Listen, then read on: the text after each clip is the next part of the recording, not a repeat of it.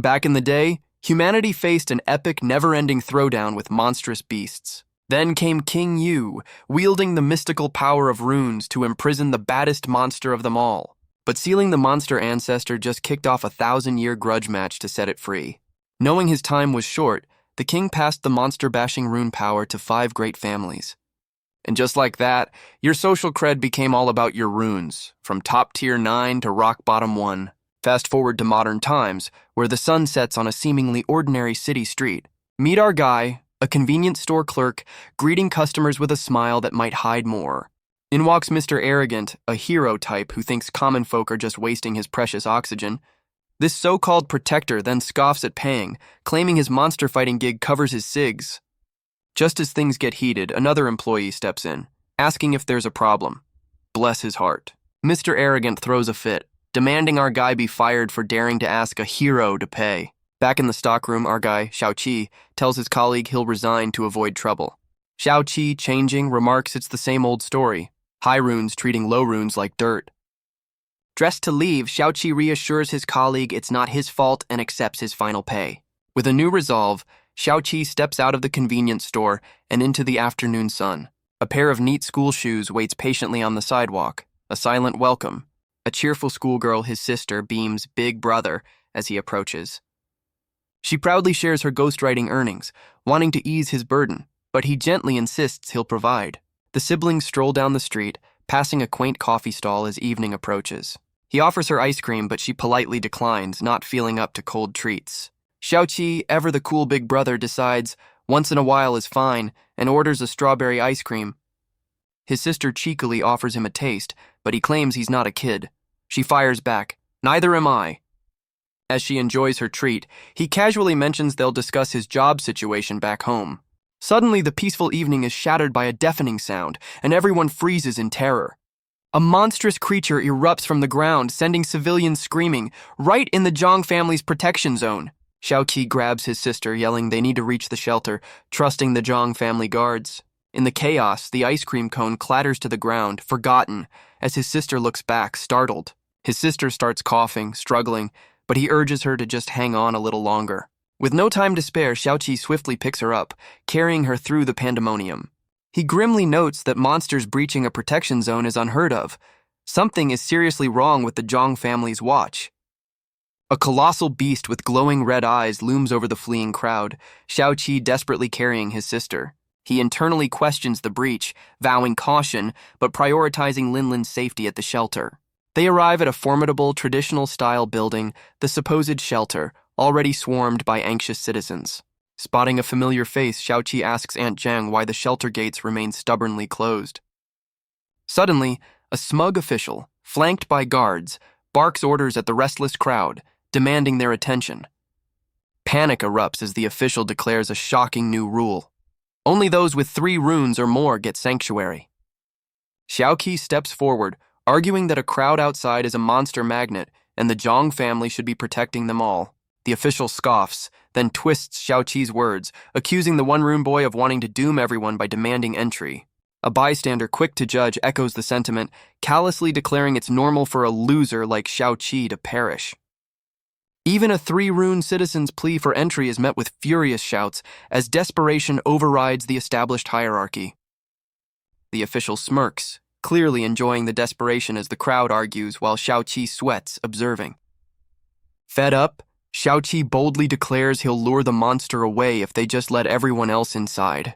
This unexpected heroism stuns the smug official, his composure visibly cracking. Shiaoi then entrusts his worried sister to Aunt Jang, promising he'll be back after his daring diversion. He turns back to the official, coolly asking if they can finally get everyone to safety now.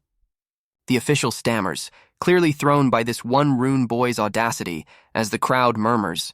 Cornered, the official finally relents, shouting for the guards to open the gates and let everyone in. As the last person rushes in, the official glares at Shiaoi, coldly uttering, "You're dead." The massive shelter doors slam shut, sealing Shiaoi outside, alone against the coming storm. And what a storm it is. A colossal, spider-like beast crashes down, ready for its close-up. Shiaoi turns, beads of sweat on his face, surprised the colossal beast is already looming. Undaunted, our hero waves his arms, yelling a bold taunt to draw the monster's full attention. The multi-eyed arachnid horror screeches, its fanged maw a terrifying sight as it focuses on its prey. As he sprints, Shiaoi notes the monster's odd appearance, a chilling thought crossing his mind. The shelter might not be safe. A painful memory surfaces, a shadowy figure scorning him and Linlin as trash for their low rune count. Shiaoi clenches his jaw, dismissing runes. All that matters now is luring this nightmare away from his sister. He dashes through the dark streets, glancing back to confirm the monstrous pursuer is hot on his heels. Spotting a terrified couple huddled in an alley, Shiaoi continues his desperate sprint, the beast relentlessly tracking him. Gasping for breath, he wonders why the Jong family protectors are still MIA. This delay is deadly. He keenly observes the creature, deducing it hunts like a wolf spider using sight and vibration, steeling himself to endure. The colossal spider lunges, its razor-sharp leg glowing ominously, ready to skewer our hero. Suddenly, a brilliant flash of blue lightning erupts from the city skyline, targeting the monstrous arachnid. Shiaoi stares in disbelief as a mysterious warrior, wielding a spear and a shimmering energy shield, intercepts the beast's attack. This newcomer, a white-haired woman with fiery red eyes, radiates an aura of immense power and steely resolve. She fearlessly launches herself at the towering monster, her spear crackling with an intense blue energy. Her weapon transforms, a magnificent azure dragon coiling around the spear, pulsing with raw power. Behind her, a colossal spirit dragon materializes, its ethereal form mirroring her every move. The spectral dragon lets out a silent, earth-shattering roar, its power surging through the night sky. With a powerful thrust, the warrior and her spirit dragon charge, a torrent of blue energy aimed straight at the spider beast.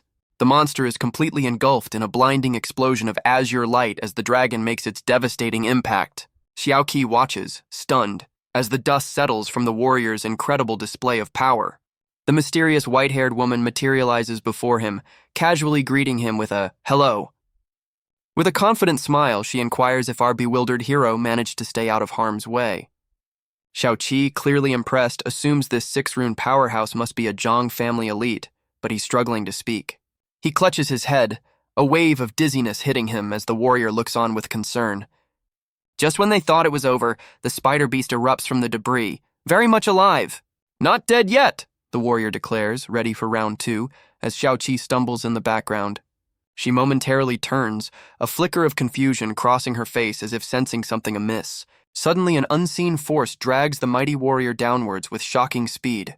A blinding flash erupts from below, signaling a new, unseen threat has just made its explosive entrance. Shiaoi, ever the hero, dashes to the downed warrior.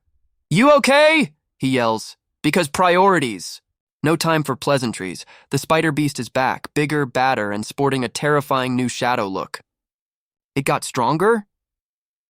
The warrior realizes this resurrected nightmare needs an urgent C-rank classification and a swift report. Her mind races. Run together, they both die. She stays, he might live. Tough call, but she's a pro. "Go, kid," she orders. "Warn the chief. This D-lister just hit C-rank. I've got your 6. Shiaoi protests, but she's firm. "I'm 6 runes. You must report. Go!" The monster roars, its shadowy form practically vibrating with upgraded fanged fury. Just then, a mysterious dark sigil begins to burn itself onto Shiaoi's chest. Talk about bad timing. He collapses, screaming as an agonizing power surge courses through him, the warrior utterly baffled. Unseen forces swirl violently around Shiaoi as he's racked with pain, a dramatic transformation clearly underway. The warrior, ever the professional, tries to steady the convulsing Shiaoi. But plot twist, Shiaoi, mid-scream, grabs her arm with an iron grip. She's visibly stunned. This 1-rune kid is suddenly showing some serious, unexpected strength. A blinding golden aura erupts from Shiaoi, blasting the powerful warrior away. This ain't no ordinary power-up. A radiant, almost divine energy engulfs him completely. The golden light intensifies, crackling with an immense, untamed force that shakes the very air. Even the C-rank shadow spider pauses, its attention drawn to this sudden, brilliant beacon of power. Horns sprout, his hair ignites with golden flames and draconic scales manifest. Shiaoi is leveling up big time. Now a golden-eyed, horned figure, Shiaoi stares at his new form, utterly bewildered. What happened to me? Transformed and radiating power, Xiaoqi now stands as a beacon of light against the colossal, shadowy arachnid. Our boy Xiaoqi, now a golden-eyed, horned powerhouse, seriously contemplates his epic transformation. The shadow spider pounces, only to be met by Xiaoqi unleashing a colossal golden dragon flame from below. Wait, is this her Azure Dragon skill? Xiaoqi wonders, as a chibi warrior confirms their fusion and his upgraded abilities. Priorities straight, Xiaoqi declares, monster first, existential crisis later. The chibi warrior is all in. With a commanding gesture, Xiaoqi summons a magnificent golden dragon spirit, dwarfing any seen before. He ascends, orchestrating a storm of 1,000 golden energy swords, ready to rain down judgment. With focused intent, Xiaoqi directs the radiant arsenal towards the bewildered beast. The golden blades descend with righteous fury, piercing the C-rank monstrosity from every angle. A look of grim satisfaction on his face, as the chibi warrior excitedly shouts their victory. The impaled spider lets out a final cry, its shadowy form pinned by countless golden constructs, a testament to Xiaoqi's newfound might. Xiaoqi, radiating golden power, clenches his fist, ready to deliver the final blow. The shadow spider is engulfed in a cataclysmic explosion, its monstrous form silhouetted against the inferno. A colossal plume of smoke billows over the city, marking the spot where the beast met its fiery end. The enormous arachnid lies still amidst the wreckage, steam rising from its defeated husk. Xiaoqi, still powered up, wonders if it's truly over, while the chibi warrior urges caution. He cautiously approaches the fallen monster, his golden aura dimming slightly. Xiaoqi stares at his hand, confused, as his golden flames flicker and change to a familiar blue. In a flash of light, Xiaoqi and the white-haired warrior separate, their fusion abruptly ending. Xiaoqi, back to his normal self, plummets from the sky, a look of sheer panic on his face. He hurtles towards the ground, a tiny figure against the vast night sky. This landing is gonna hurt. Xiaoqi plummets, his scream echoing his imminent unscheduled meeting with the ground. Just in the nick of time, the white-haired warrior swoops in, making a rather graceful catch. They touch down smoothly on a city street, a massive airship casting a shadow from above. Xiaoqi, still in her arms, stares in surprise as his rescuer gives him a slightly flustered glance. He stammers out a sheepish, "Thank you," while a strange energy signature glows nearby.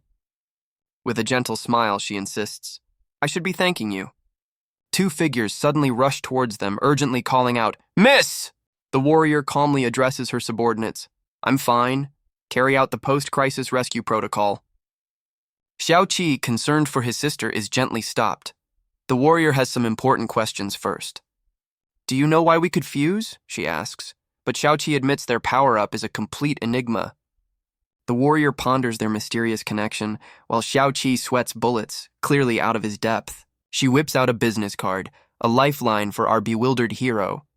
"Call me, maybe?" Xiaoqi, ever the comedian, nervously jokes. "So, no dissection at the Institute, then?" "You're too precious for that," she chuckles as Xiaoqi retorts, "Don't talk like I'm some endangered species."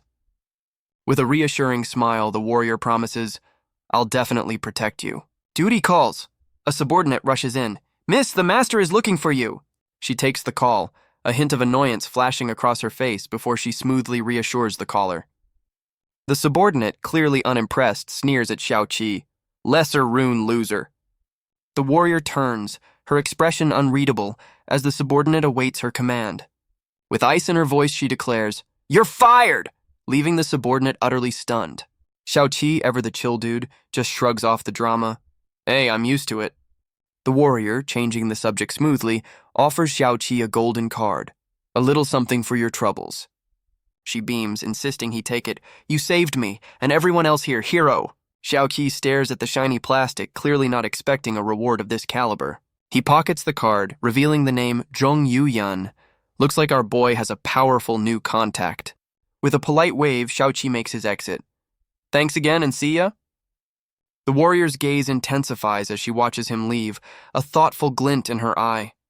"This kid," she muses, "might just be the game changer I've been looking for." Priorities reset, Xiaoqi is now by his sister's bedside, gently checking her forehead in a sunlit room. His sister, blushing and coughing, reassures him, "Big brother, I'm really okay, mostly." Xiaoqi, ever the caring brother, diagnoses a slight fever. "Were you scared yesterday?" A flashback reveals his sister's tearful reunion hug, "Big brother," as an old woman watches fondly. The crowd goes wild. "Amazing! Hero! He saved us all!" echoes through the courtyard. Oh, how the tables have turned. The snarky subordinate grovels. "I'm wrong. Please don't let them fire me." Xiaoqi's face darkens as the disgraced subordinate is dragged off, still spewing curses. Back at his sister's bedside, she confesses, "I feel like I'm always holding you back," but he's quick to deny it. He takes her hand. "We're family, not strangers. If you really feel guilty, then make me your legendary pork rib soup when you're better." Xiaoqi grins and she readily agrees. Hearing a noise, Xiaoqi tells his sister to rest. "Someone's coming, I'll go check." He opens the door, a surprised look on his face. "Hello, what is the matter?" Well, look who's at the door. A rather eclectic welcoming committee. Xiaoqi, ever the picture of composure, looks just a tad overwhelmed by his newfound popularity. He cuts to the chase. "Ahem. Are you here because of my fusion with Miss Jong?" The man in traditional garb confirms with a smile, "Yes, I'm here by the orders of the Miss..." Suddenly, a wild scientist appears, grabbing Xiaoqi, raving about a new mutation worth researching. The purple-haired woman steps in. "Research? You plan to dissect him, you mad researcher?" While Xiaoqi looks ready to bolt. She then makes her own pitch. "Why not come to our Shen family? It's a family as noble as the Jong family," leaving Xiaoqi utterly bewildered. The peanut gallery whispers, "Favored by both families? Maybe he's really selling himself to get ahead." Xiaoqi's eyes narrow, a single bead of sweat betraying the storm brewing beneath his calm facade. The whispers turn into taunting masks. "Trash, loser, they'll throw you away." The price of sudden fame. Xiaoqi, unfazed by the taunts, boldly suggests, "Since you all want me, how about I test each of you one by one?" With a sly grin, he adds the kicker, "And join the superior one?" Oh, the audacity. The purple-haired woman scoffs. "Look at yourself. A one-run really thinks he's something," while others fume. Xiaoqi coolly flashes Zhong Yuyan's golden card. "Actually, you're the ones begging me to join you." Turning to the Zhong family's man, he declares, "Since Miss Zhong invited me so kindly, I'll visit the Zhong family first." However, Xiaoqi adds, ever the responsible brother, "My little sister has a fever, so I have to go to the hospital with her first." The Zhong representative eagerly agrees. "Yes, we'll drive you to the private hospital affiliated with the Zhong family," while the Shen family girl fumes. As the door closes, the purple-haired woman mutters, "This little... looks like he can't be forced to submit with just a name or two." Back inside, his sister looks up from her bed. "Big brother?" Sensing the commotion, Xiaoqi gives her a gentle, reassuring smile. "Don't worry, it's okay." Unseen, a crimson-eyed crow watches Xiaoqi through the window, a silent, ominous observer. Night falls on the imposing Zhong family estate, its windows glowing with an almost sinister red light. Inside, a lavish party is in full swing as Xiaoqi, guided by the Zhong representative, makes his grand entrance. "Please this way," the Zhong man gestures, leading Xiaoqi deeper into the opulent surroundings. Hushed whispers follow them. "A one rune here?" the elite sneer, questioning Butler Sun's judgment. Xiaoqi walks with an air of indifference, unfazed by the judgmental stares of the high society guests. Suddenly, a sharply dressed blonde man blocks their path, clearly displeased, addressing Butler Sun. "Butler Sun, isn't this a bit much? Why is a mere one rune gracing our presence?" the newcomer scoffs. Butler Sun, ever polite, firmly states, "Master Kui, he is Miss Zhong's guest. Kindly step aside." "This trash is a guest?" Master Kui sneers, but Xiaoqi meets his disdain with a cool, unwavering gaze. Xiaoqi steps in, coolly telling Butler Sun, "It's okay," ready to handle this himself. Master Kui, losing it, douses Xiaoqi with red wine. "Still want to pretend? This is a drink you'll never afford." Wine dripping. Xiaoqi's eyes sharpen. "You're the one who started this." Master Kui, glowing with a menacing red aura, sneers, "You're dead!" Before Kui can blink, Xiaoqi lands a lightning-fast punch right to his smug face. Kui hits the deck, stunned and confused. "Damn it! Why can't I transform?" Xiaoqi looms over the fallen bully, his voice like ice. "Apologize!" Master Kui, bruised but defiant, grits out, "No! Wait!" Xiaoqi doesn't hesitate, delivering another firm reminder. "Let me repeat, apologize." The lesson continues as Xiaoqi makes his point, blow by decisive blow. Master Kui, thoroughly tenderized, finally chokes out, I'm sorry, I'm sorry. Xiaoqi coolly assesses the situation. Superior runes, yet Kui's powers are clearly offline. But wait, Kui's getting up, bathed in a furious red aura. You're done, he declares. Xiaoqi's sharp eyes catch the sudden surge, a silent exclamation mark in his gaze. Kui unleashes his true might, hands blazing with raw, untamed crimson energy. Aha! So the red light means transformation! Xiaoqi deciphers the flashy display.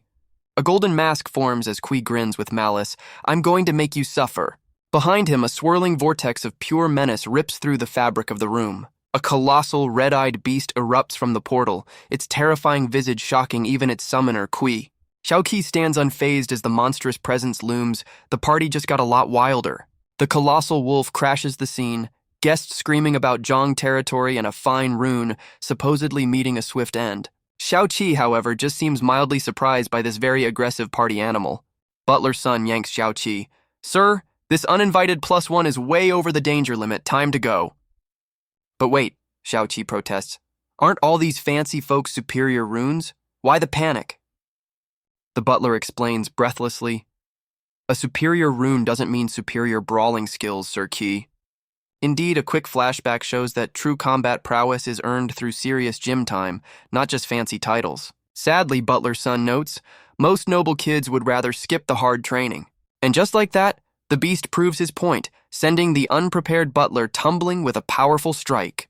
With Butler's son taken out of commission, Xiaoqi now faces the monstrous gatecrasher solo. The gigantic wolf lunges, its eyes set on Xiaoqi as its next unfortunate victim. Xiaoqi, caught off guard, thinks, damn it, as the beast closes in.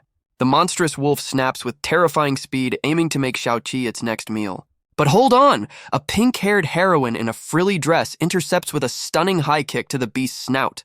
She lands gracefully, hands on hips, scolding the massive wolf, bad doggy, while a bewildered Xiaoqi looks on. The colossal wolf, momentarily stunned by the scolding, still radiates a menacing red aura. Xiaoqi, ever the protector, urges his unexpected savior, go to safety quickly. The pink-haired girl turns, her form momentarily overlaying a younger, more vulnerable version of herself. Xiaoqi's eyes widen, a flicker of recognition or a dawning realization hitting him hard. A sudden flashback, a younger Xiaoqi and the girl, cornered by shadowy figures in a dark alley. The memory sharpens. It was her, even back then, telling him, go, to safety, quickly. The colossal wolf, eyes blazing crimson, roars with untamed fury. It charges, a red streak of pure menace towards the fallen figures below. But the pink-haired heroine summons a massive glowing pink axe, not backing down. She leaps high, axe raised, ready to bring the pain down on the monstrous wolf. The wolf howls, a shockwave of red energy rippling outwards as she attacks. But the beast's counterattack sends her spinning through the air, axe flying. Xiaoqi watches, horrified, as his unexpected protector is violently thrown back. His eyes widen, a silent scream of concern for the girl now in peril. A massive impact shakes the room as the girl crashes down hard. She lands right on top of Xiaoqi, a surprisingly soft if chaotic landing. Xiaoqi, despite being her landing pad, manages a concerned, are you okay? His unexpected savior, now rather awkwardly positioned, looks utterly flustered by the close encounter. Oh, great. The big bad wolf brought friends, a whole pack of smaller, equally vicious copies. The crimson-eyed wolf pack lunges, a terrifying blur of fangs and fury. Screams fill the air as the smaller beasts begin to overwhelm the terrified party guests. But the pink-haired girl's eyes flash with resolve. This fight isn't over. She yanks Xiaoqi's hand, shouting, quickly, as multiple wolves bear down on them. Their clasped hands ignite with a sudden brilliant pink luminescence. Sharp ribbons of pink energy lash out, instantly intercepting the attacking wolf pack. The smaller wolves are swiftly dispatched, their shadowy forms vanishing under the onslaught of light. The colossal wolf looms, undeterred by the pink power surge that just cleared its minions. Our pink-haired hero, now looking rather dapper in a suit, questions the sudden pink theme while hefting a massive axe. A tiny, adorable version of the pink heroine pops up, cheering him on to use the cute pink axe, and he's surprisingly okay with it. But the party's not over. The shadowy remnants of the defeated wolves begin to coalesce once more. Indeed, the crimson-eyed wolf pack reforms, just as vicious and ready for round 2. Did it absorb their remains and summon them again? Our hero wonders. eyeing the relentless beasts. Surrounded, he stands firm, pink axe at the ready as the wolf pack closes in. With a mighty swing, he unleashes the pink axe's fury upon an oncoming wolf.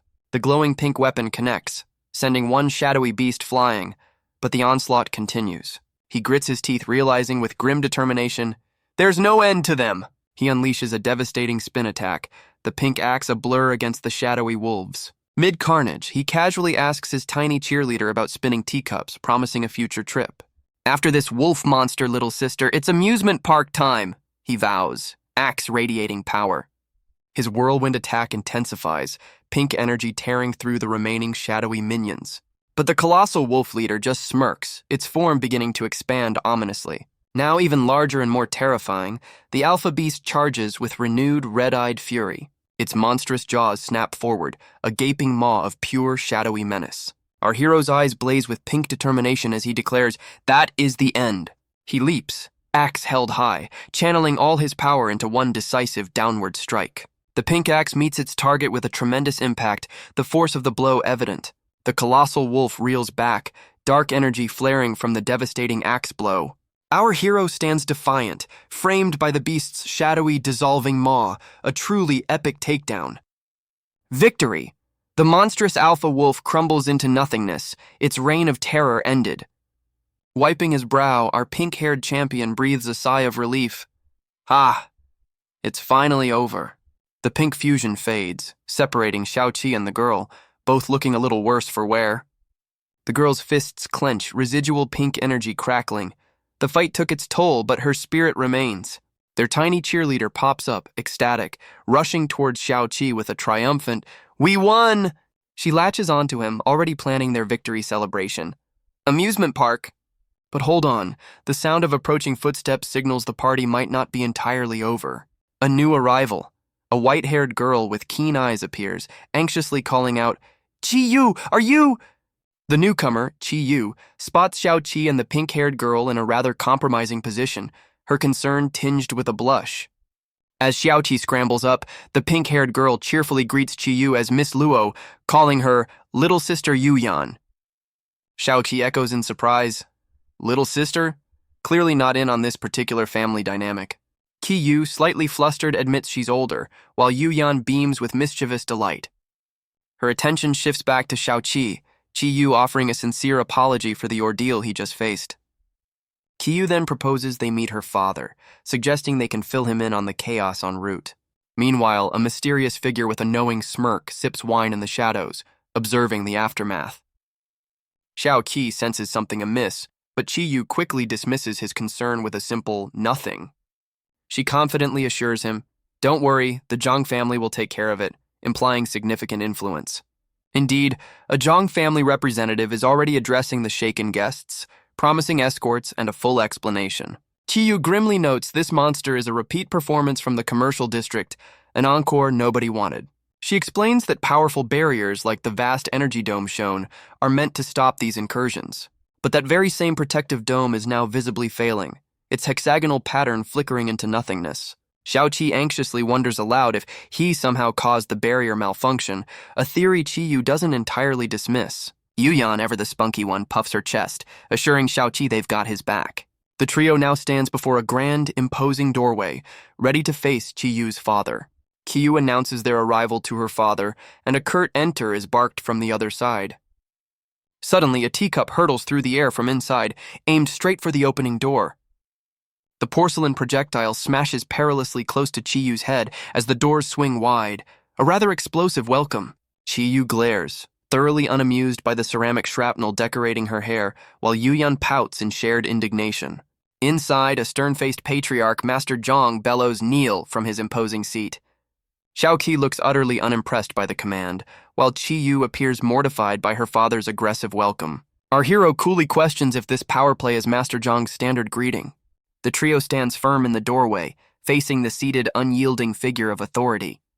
Master Jong glares, declaring this a Jong family affair, warning outsiders to stay clear. Shiaoi, however, isn't one to be easily dismissed, ready to challenge the old man's decree. He fires back, subtly mocking their noble family's rather poor grasp of hospitality. With a sharp turn, Shiaoi decides this audience is over, much to Chi-Yu's surprise. He takes a decisive step towards the exit, clearly done with the Jong family drama. Master Jong roars a chilling warning. The monsters are coming for you. Master Jong watches as Xiaoqi and Yuan make their grand exit, Chi-Yu caught in the middle. Our hero doesn't even break stride. His departure is non-negotiable. The doors stand wide, leaving Chi-Yu alone to face her father's simmering rage. Outside, Yuan huffs beside Xiaoqi. That old man is so annoying, stating the obvious. Xiaoqi reflects on Chi-Yu's troubled family dynamic, a sorrowful image of her haunting his thoughts. The pink-haired Yuan then drops a bombshell. Little sister Yuyan's mother was pushed to her death by that old man. She explains the grim tradition, noble families arranging marriages, even between close relatives, all for superior runes. Xiaoqi turns, stunned, the horrifying pieces of "so she was" clicking into place. Yuan elaborates on the tragedy. Chi-Yu's mother, forced to marry her cousin, suffered greatly after giving birth. The grim reality of the Jong family's secrets dawns on Xiaoqi. So that's what happened. Yuan waves a hand, suggesting some secrets are best revealed by Chi-Yu herself. With a sly grin, she dangles a tempting offer: direct recruitment into S Group by the big boss. Xiaoqi, ever so polite, thanks her for the boss's offer and promises to think it over. Suddenly, a bright idea. Yuan invites a surprised Xiaoqi to an underground auction happening tonight. She reveals her angle. An ancient jade at the auction could be just the thing for his sister's poor health. I'll go, Xiaoqi declares instantly, prompting Yuan to ask the crucial question. Do you have a suit? He recalls an old insurance salesperson suit, but Yuan's already planning a shopping trip if it's not up to snuff. Xiaoqi looks adorably flustered by her generous and perhaps slightly overwhelming offer. Wow, indeed! Xiaoqi, looking dapper in a brand new suit, blushes as Yuan admires his reflection. The shop assistant points out another fine set, but our hero, ever practical, decides one new suit is plenty. Just as they're suit shopping, a snarky voice pipes up, Boss Luo, out with your boyfriend? The source? A flashy blonde dude with a smug grin and a lady on his arm, clearly looking for trouble. Yuan, completely unfazed, tells the assistant, I want all of them, please pack them for me, much to the blonde's visible annoyance. He sneers, Hey, I didn't think Boss Luo liked the pretty boys, but Yuan just strolls to the checkout, ignoring him. Oh, he did not like being ignored. His face contorts with rage, veins practically throbbing. His companion, sensing a storm brewing, tries to de-escalate. Honey, we should... But Mr. Temper Tantrum shoves her aside, roaring, Scram! You have no right to speak here. The poor woman tumbles to the floor, stunned by his sudden aggression. Suddenly, a crimson blur streaks across the scene. Someone's not having any of this. And just like that, a delicate hand in a pink sleeve clamps down, stopping the bully in his tracks. But it's not Yuan who caught her. A new, fiery redhead asks the fallen woman, Are you okay? The mysterious rescuer flashes a sharp-toothed grin, casually dismissing any concern with a cool, no worries. She then confronts the blonde bully, arms crossed. Trash is always trash, you just pick on the weak. The bully, absolutely livid, roars, Who are you lecturing? And lunges forward, fist flying. With a swift sidestep, the redhead effortlessly dodges his attack, sending him stumbling past. Mr. Temper Tantrum crashes face first, his arrogant expression replaced with pure, unadulterated shock. Our new heroine stands over the floored bully, hands on hips, delivering a final verdict. Scumbag! Xiaoqi, observing the takedown, can't help but admit with a smirk, she's pretty good. Suddenly, a swirling vortex of dark red energy erupts behind the formidable redhead. Uh-oh! Portal alert! Xiaoqi's eyes widen in alarm, instantly recognizing the ominous phenomenon. It's that thing again! Xiaoqi, ever the hero, lunges forward with a desperate cry, Watch out! Too late. The fiery redhead is ensnared as shadowy limbs erupt from the swirling crimson vortex. She struggles valiantly, dark tendrils gripping her, but her fierce spirit remains unbroken. The portal's monstrous appendages begin to drag her upwards, her defiance etched on her face. With lightning reflexes, a desperate hand snatches her sneaker, a last-ditch effort to pull her back from the abyss. Even mid-purchase, Yuan gasps, her shopping spree violently interrupted by the unfolding chaos. Xiaoqi now finds himself in a deadly tug-of-war, Yuan screaming in terror, QIU! The redhead's identity revealed. Without a second thought, Yuan abandons her luxury goods and sprints towards the escalating danger. Unleashing her own power, Yuan conjures crackling pink energy, a fierce grin lighting her face as she joins the fray. Her deadly pink shards slice through the air, aimed squarely at the dark portal threatening to consume Chi-Yu. Yuan stares horrified as her friend is violently sucked into the unknown. Xiaoqi, now in a dark cavernous space, frantically searches. "Where is the girl that fell into that thing with me? Here!" He looks down, relieved. "Are you okay? That's good. Luckily the ground is soft." Only to find an enraged, blushing Chi-Yu pinned beneath him, not amused by the soft landing. Xiaoqi, realizing their compromising position, flushes bright red, stammering, "Right." Chi-Yu, hair igniting with fiery wisps, erupts, "You dog," while Xiaoqi frantically warns of lurking monsters. "Ha! Annoying!" Chi-Yu's hair explodes into a full-blown inferno, her eyes blazing with power. Now a human torch, Chi-Yu stands defiantly opposite Xiaoqi in the strange, glowing dimension. She clenches her fists, threatening the unseen entity. "You won't come out, huh? If you don't, I'll burn everything up." Xiaoqi, ever observant, ponders their predicament. "It looks like the monster took us to a special space. Why did it do that?" Chi-Yu stands her ground, fiery energy radiating from her very sneakers. Xiaoqi's sharp eyes dart downwards, a sudden warning. "Below!" In a flash, Xiaoqi shoves Chi-Yu, a desperate, blurry maneuver. Chi-Yu hits the dirt, dazed and muttering, "Ouch!" as her fiery aura dims slightly. She glares up, utterly furious. "What are you doing?" Brutal. Dark spikes erupt where she stood, ensnaring Xiaoqi instead. Chi-Yu's fury ignites, her eyes blazing as she stares at his sacrifice. Her hand becomes a conduit for pure, raging fire, ready to unleash hell. Xiaoqi is engulfed in her inferno, the spikes still holding him fast.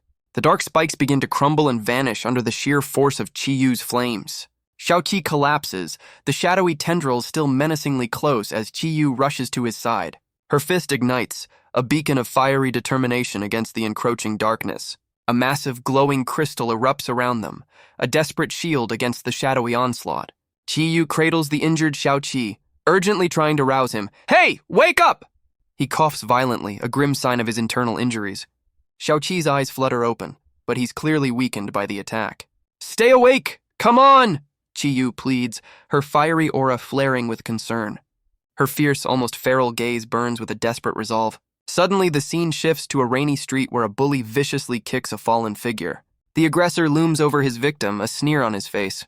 "Hey, what's wrong with you?" The flashback reveals a young, battered boy, his face a canvas of bruises enduring the relentless rain. His tormentor stalks off, callously declaring, "Trash, not fun at all," as indifferent onlookers pass by. Alone and defeated, the boy remains huddled on the wet ground, the downpour a cruel companion. He shivers, clutching something precious, his small form trembling against the cold, unforgiving pavement. Lifting his gaze, determination flickers in his bruised eyes as he protects a battered cake box. Suddenly, a small, red-haired girl appears, her eyes wide with worry, offering the shelter of her umbrella. Despite his pain, the boy manages a brave smile, presenting the slightly damaged cake. "Happy birthday, Xiaolin!" Xiaolin, overwhelmed by his sacrifice and kindness, breaks down in tears, the rain mirroring her sorrow. He gently reassures her through his own discomfort. "Hey, don't cry. I'm okay." Back in the present, a weakened Xiaoqi echoes his past words to a frantic Chi-Yu. "I'm okay." Chi-Yu, tears welling, confesses her fear isn't for herself, but for Xiaoqi dying to protect her. A colossal inferno erupts around them, a maelstrom of raw, untamed energy. The fiery vortex intensifies, consuming everything in a blinding, roaring blaze. From the heart of the fire, a new winged figure emerges, radiating immense power and a familiar crimson hue. A tiny, furious Chi-Yu head pops up demanding, "What's this? Where am I? Why are you using my power?" The fused being coolly explains his ability to merge with superior runes and channel their strength. Chibi Chi-Yu, unimpressed, snaps back, "Then, you have to ask me first before doing it." He calmly admits the fusion's trigger is unknown, and she's only the third to experience it with him. "The third!" Chi-Yu's chibi form sputters, flames of indignation erupting. "I don't want to fuse with you!" Meanwhile, the crystal shield protecting them begins to shatter under the relentless assault of dark appendages. The fused being, now sporting Chi-Yu's fiery hair, suggests they postpone their chat until after their escape. Suddenly, shadowy limbs, sharp and menacing, lunge towards them at blinding speed. With newfound agility, the winged warrior narrowly evades a vicious, shadowy strike. He weaves through a barrage of dark tendrils, a blur of motion against the onslaught. Pausing midair, he ponders aloud. There are still things left unanswered, much to Chibi-Chiyu's confusion. First question, why you? He directs at the tiny, fiery Chi-Yu, who scoffs at understanding monster logic. Second, why drag us here instead of finishing us off outside? He muses, as Chibi-Chiyu boasts of her invincibility. He gathers a condensed ball of fire in his palm, his expression hardening with resolve. The fireball streaks towards an unseen target, prompting a tiny, indignant shriek. Hey, where are you shooting? Inexplicably, the menacing dark appendages freeze mid-attack, an eerie stillness filling the cavern. The dark appendages halt, mesmerized by the floating orb of pure fire. Chibi-Chiyu demands answers, while the fused warrior reveals the monster's fiery obsession. He elaborates. The creature was drawn to her unique fire breath, leading to her capture. The fused being deduces the monster's desire to claim the fire, directing her gaze upwards. High above, a grotesque, shadowy creature with a pulsating core clings to the cavern ceiling. What's that? Chibi-Chiyu exclaims as the spindly beast reaches for the fiery lure. The creature's core intensifies, seemingly drawing power from the very flames it covets. With a flash, the fused warrior materializes a formidable, glowing blade. He rockets towards the ceiling menace, his fiery hair blazing like a comet's tail. His sword erupts into a roaring inferno, ready to meet the shadowy threat head-on. The fused warrior, a fiery comet, slams his blazing sword into the shadowy beast. A blinding flash of purple energy erupts as the monster retaliates. The cavern is consumed by a cataclysmic, fiery explosion. Emerging from the smoke, the winged warrior coughs, the impact clearly taking a toll. He grimaces, realizing his critical strike on the beast just barely missed its mark. Suddenly, a new, ominous silhouette materializes from the darkness above. A striking, moth-like woman appears, a chilling smile playing on her lips. We meet again. Chibi-Chiyu and the fused warrior exchange bewildered glances. Do you know her? The moth woman's eyes gleam with an unsettling intensity. Please never leave me again. Before he can react, a swarm of shadowy, whip-like appendages lashes out from the mysterious woman. The fused warrior, caught off guard, demands, Why? As the moth woman hovers amidst her shadowy tendrils. He glances down, a flicker of recognition in his eyes, as Chibi-Chiyu mutters, Yeah, something definitely came to mind. The moth woman's expression intensifies, her voice a chilling invitation. Why don't you come to me? A flashback reveals the moth woman's past obsession, prompting a fiery Chibi-Chiyu to quip about his monster play preferences. Visibly flustered, the fused warrior's fiery aura wavers, a bead of sweat betraying his unease. He turns his back on the distant beckoning figure, a silent refusal hanging in the air. The moth woman tilts her head, a predatory glint in her eyes. Is there something wrong? Her lips curl into a sly smile. It seems I'll have to find another way to make you come to me. Monarch! She shrieks, unleashing a torrent of dark, crackling energy from her very being. Suddenly, a colossal, glowing web of purple energy ensnares the cavern, trapping the winged warrior. The fused warrior, eyes blazing, conjures a massive, intricate fire rune, ready to counter. He unleashes an explosive torrent of fire upwards, a defiant inferno against the encroaching web. His fiery power surges, shattering the purple energy strands with sheer, untamed force. Amidst the fading flames and broken restraints, the winged warrior stands resolute, his fiery aura undiminished. Chibi-Chiyu gawks, utterly flabbergasted. You can use such a strong power? The fused warrior, ever stoic, merely glances down, his own power clearly surprising even himself. Behind him, a colossal, majestic phoenix of pure fire materializes, its wings spread wide. With a determined gaze, he channels the immense power of the fiery phoenix through his outstretched hand. The spectral phoenix, now a roaring inferno, lunges forward under his command, a true spectacle of power. The moth woman watches, a flicker of something unreadable in her eyes. Monarch, The moth woman cackles, Your attacks are useless! Her eyes wide with unsettling glee. She hovers, dark energy crackling in her palms, ready to unleash her next devastating move. With a sinister gesture, a forest of sharp, shadowy spikes erupts from the cavern floor. The mighty phoenix slams into the dark spikes, a furious clash of fire and shadow engulfing the scene. Yet, the moth woman stands unscathed amidst her shadowy defenses, the inferno barely touching her. It looks like the flames can't hurt her at all, the warrior observes, as Chibi-Chi-Yu demands a new strategy. He realizes, this is her domain and she's been relentlessly trying to catch me. A cunning glint in his eye, he muses, I wonder if I can take advantage of that fact, as Chibi-Chi-Yu eagerly asks, what will you do? He unveils a risky plan. I'll feign weakness, let her catch me, then strike when her guard is down. Chibi Warrior visualizes the daring gambit, a close-quarters takedown for the win, complete with a victory pose.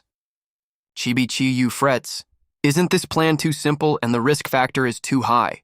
The fused warrior smirks. I said it's a gamble, right? As Chibi-Chi-Yu guiltily mutters, I'm sorry, it's all my fault. A memory surfaces. Two figures warn, the monsters are coming for you. But he coolly retorts, that's not necessarily the case, it could be me. Alone amidst the encroaching shadows, the warrior stands as bait, his fiery form a beacon in the darkness. His expression is resolute, eyes burning with unwavering determination as the plan unfolds. With a sudden rush, shadowy claws lash out, streaking through the air with menacing purple energy. The warrior is swiftly bound by dark tendrils, his fiery aura struggling against the shadowy restraints. The moth woman appears, a triumphant grin spreading across her face. Monarch, I caught you. Her eyes gleam with possessive delight as she purrs, just come to me obediently like this. Facing her captive, she declares with chilling satisfaction, I have been looking for you for a long time. The warrior's hand tightens on his sword hilt, the bait phase of his plan complete. He lunges, fiery sword arcing in a surprise attack, shattering the illusion of his capture. With a blaze of determination in his eyes, he aims for a decisive blow. His flaming blade connects, catching the moth woman completely off guard. Monarch, she stammers, her triumphant expression crumbling into shock. A disorienting flash of memory pierces the warrior's mind, triggered by the strike. In a bygone era, the moth woman, in a different guise, demurely offers him tea. The scene shifts. He's collapsed, tea spilled, as she rushes to his side. Monarch, what's wrong? A cruel voice mocks from off-panel. Ha! A puppet actually fell in love? As a boot sends her sprawling. The shadowy figure looms over her, uttering a chilling, censored threat about her fate. Reeling from the memory, the warrior confronts the moth woman. What was that image just now? You. His fiery eyes blaze with confusion and dawning realization. You really know me? The moth woman, pierced by his flaming sword, smiles faintly. I overstepped my authority. As flames begin to consume her, she serenely wishes, may the flames burn away my sins. Suddenly, Chibi-Chi-Yu's disembodied head yells out a dire warning. The space is collapsing! The warrior stands firm as the cavern crumbles around him, engulfed in roaring flames and purple energy. In a completely different modern setting, Chi-Yu stumbles, caught by a fiery red-haired woman as a pink-haired girl looks on. The red-haired woman, grinning with sharp teeth, slings an arm around a bewildered Chi-Yu. You're pretty cool. A delicate, glowing wooden figurine resembling the moth woman in her past guise rests in someone's hand. Chi-Yu and the two women stare as the figurine floats, the red-haired woman questioning, a rune totem? Chi-Yu connects the rune pattern to the glowing wooden doll, its ethereal form captivating his attention. Suddenly, the figurine bursts to life, transforming into a tiny, energetic moth girl with arms flung wide. She actually survived, Chi-Yu gasps, utterly astonished as the miniature moth girl hovers before him. The pink-haired girl clarifies with a knowing look, I meant a totem, not just a pattern. She explains that rune totems are puppets serving powerful rune experts, hinting at their specialized roles. One type is for service, she illustrates, imagining herself attended by a dapper butler in a lavish setting. The other is the guard type, depicted by her standing fearlessly before a phalanx of armored knights. Chi-Yu gently holds the squirming chibi moth, pondering if she too is one of these specialized totems. The red-haired woman grins, amused by the feisty little creature. This little thing is quite something, isn't she? But the pink-haired girl remains focused, questioning the mysterious origin of this particular rune totem. Chi-Yu, ever the collector, explains he just sort of picked up the tiny moth after its larger, scarier version vanished. Pink Hair drops a bombshell. This chibi moth is now contracted to Chi-Yu, ready to obey, but there's a catch. She voices her very valid concern. What if this cute little critter is actually a harbinger of doom? Red Hair apologizes for the intel gap, while Chi Yu, ever the cool cucumber, promises to be more cautious with his new tiny companion. Luo Ran, the pink-haired oracle of caution, admits she's genuinely worried about Chi Yu's growing collection of oddities. Chi Yu, with a knowing touch to his nose, humbly thanks Luo Ran, admitting he's still got a lot to figure out. Luo Ran, sensing her moment, hesitates ever so slightly before dropping her big proposal. With eyes sparkling, she blurts out the real agenda. Join S Group, an offer he can't refuse. Ki Yu, master of deflection, smoothly pivots. Aren't we fashionably late for an auction tonight? As Chi Yu tries to rally the troops for the auction, Red Hair can't help but remark, Luo Ran is terrifying. And Luo Ran knows it. Luo Ran updates Ki Yu on Zhong Yaoyan, then casually disses his current fashion choices. Chi Yu, ever the gentleman, immediately worries about the Jong family's well-being. Luo Ran coolly confirms the Jong family is A-OK, crisis averted, for now. Meanwhile, Red Hair cackles like a hyena, thoroughly amused by the unfolding drama. She then playfully warns Chi Yu that his monster magnet status might liven up the auction. Chi Yu sweats, desperately hoping his bad luck streak won't follow him to the party. Speak of the devil!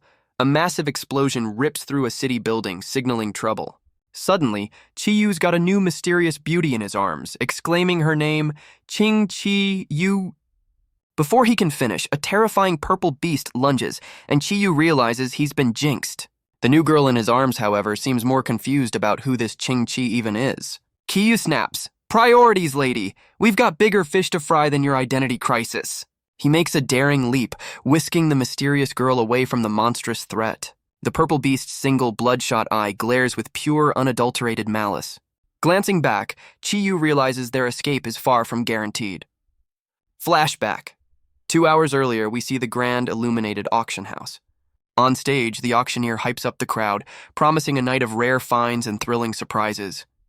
From a high vantage point, private boxes overlook the bustling auction floor below. Our trio, Chi Yu, Luo Ran, and Red Hair, are settled into one such plush VIP box. Chi Yu, ever the fashion critic, can't help but question the overly formal attire of the attendees. Red Hair smirks, hinting that the auction's organizers might be a tad problematic. Luo Ran coolly sips her drink, announcing that little sister Yuan will foot the bill for anything Chi Yu desires. Ki Yu and Red Hair light up at the prospect of a shopping spree, courtesy of the mysterious Yuan. But Luo Ran quickly dashes Red Hair's hopes with a pointed, excluding you, leaving her utterly deflated. As Red Hair sulks, Chi Yu tries to smooth things over, reminding her that Yuan is actually trying to recruit him. Luo Ran emphasizes Yuan's immense power and wealth, revealing she's willing to invest heavily in Chi Yu. With a steely gaze, Luo Ran challenges Chi Yu to prove he's a worthy investment for the formidable Yuan. Luo Ran then wistfully admits her own envy of Yuan's vast fortune, dreaming of similar financial freedom. Red Hair, momentarily forgetting her exclusion, passionately echoes Luo Ran's desire for deep pockets. The fiery redhead then laments her lack of funds, eyeing some ancient weapons she desperately wants from the auction. In a bold move, Red Hair begs Boss Chi Yu to cover her expenses, only for him to comically admit he's broke too. Red Hair, with a sharp look, asks Chi Yu, "Didn't Zhang Yuan give you money?" Kiyaka retorts with wide eyes, "That's for me only. No sharing the wealth." Luo Ran and Chi Yu turn their attention to the auction stage, as Luo Ran asks, "What is it?" The auctioneer, beaming, hypes the crowd. "Next, please pay attention to the biggest surprise of this auction." A massive, draped object is dramatically wheeled onto the stage, building suspense. The drape falls, revealing a live mermaid in a glowing tank, the auctioneer boasting it's only the second one found in 30 years. Chi Yu and Luo Ran stare in utter disbelief, exclaiming, "What?" The beautiful blue-haired mermaid looks down, her expression a mix of sorrow and resignation. Suddenly, the mermaid's gaze shifts upwards, her green eyes now showing a spark of something unexpected. The camera pans out, showing the mermaid in her tank, while Chi Yu and Luo Ran's silhouettes watch from their box, clearly captivated. Luo Ran grimly acknowledges that sometimes even living beings are treated as mere items at these auctions. Red Hair, thoroughly repulsed by the spectacle, declares the whole situation disgusting. As Chi Yu stares in disbelief, Luo Ran confirms the shocking truth. She's a mermaid. Luoran then drops some lore explaining atavism, where individuals manifest ancestral non-human traits. She further clarifies that powerful rune users often reveal animalistic features when unleashing their abilities. These unique traits, Luoran notes, are sometimes linked to the legendary power of King Yu. Thus, some believe individuals like the Mermaid, who've returned to their ancestors, hold a key to this ancient power. Redhair, ever the cynic, bites back, "That's just an excuse, they're clearly after her for her looks." The Mermaid, confined in her tank, clutches a small, mysterious object, her expression sorrowful.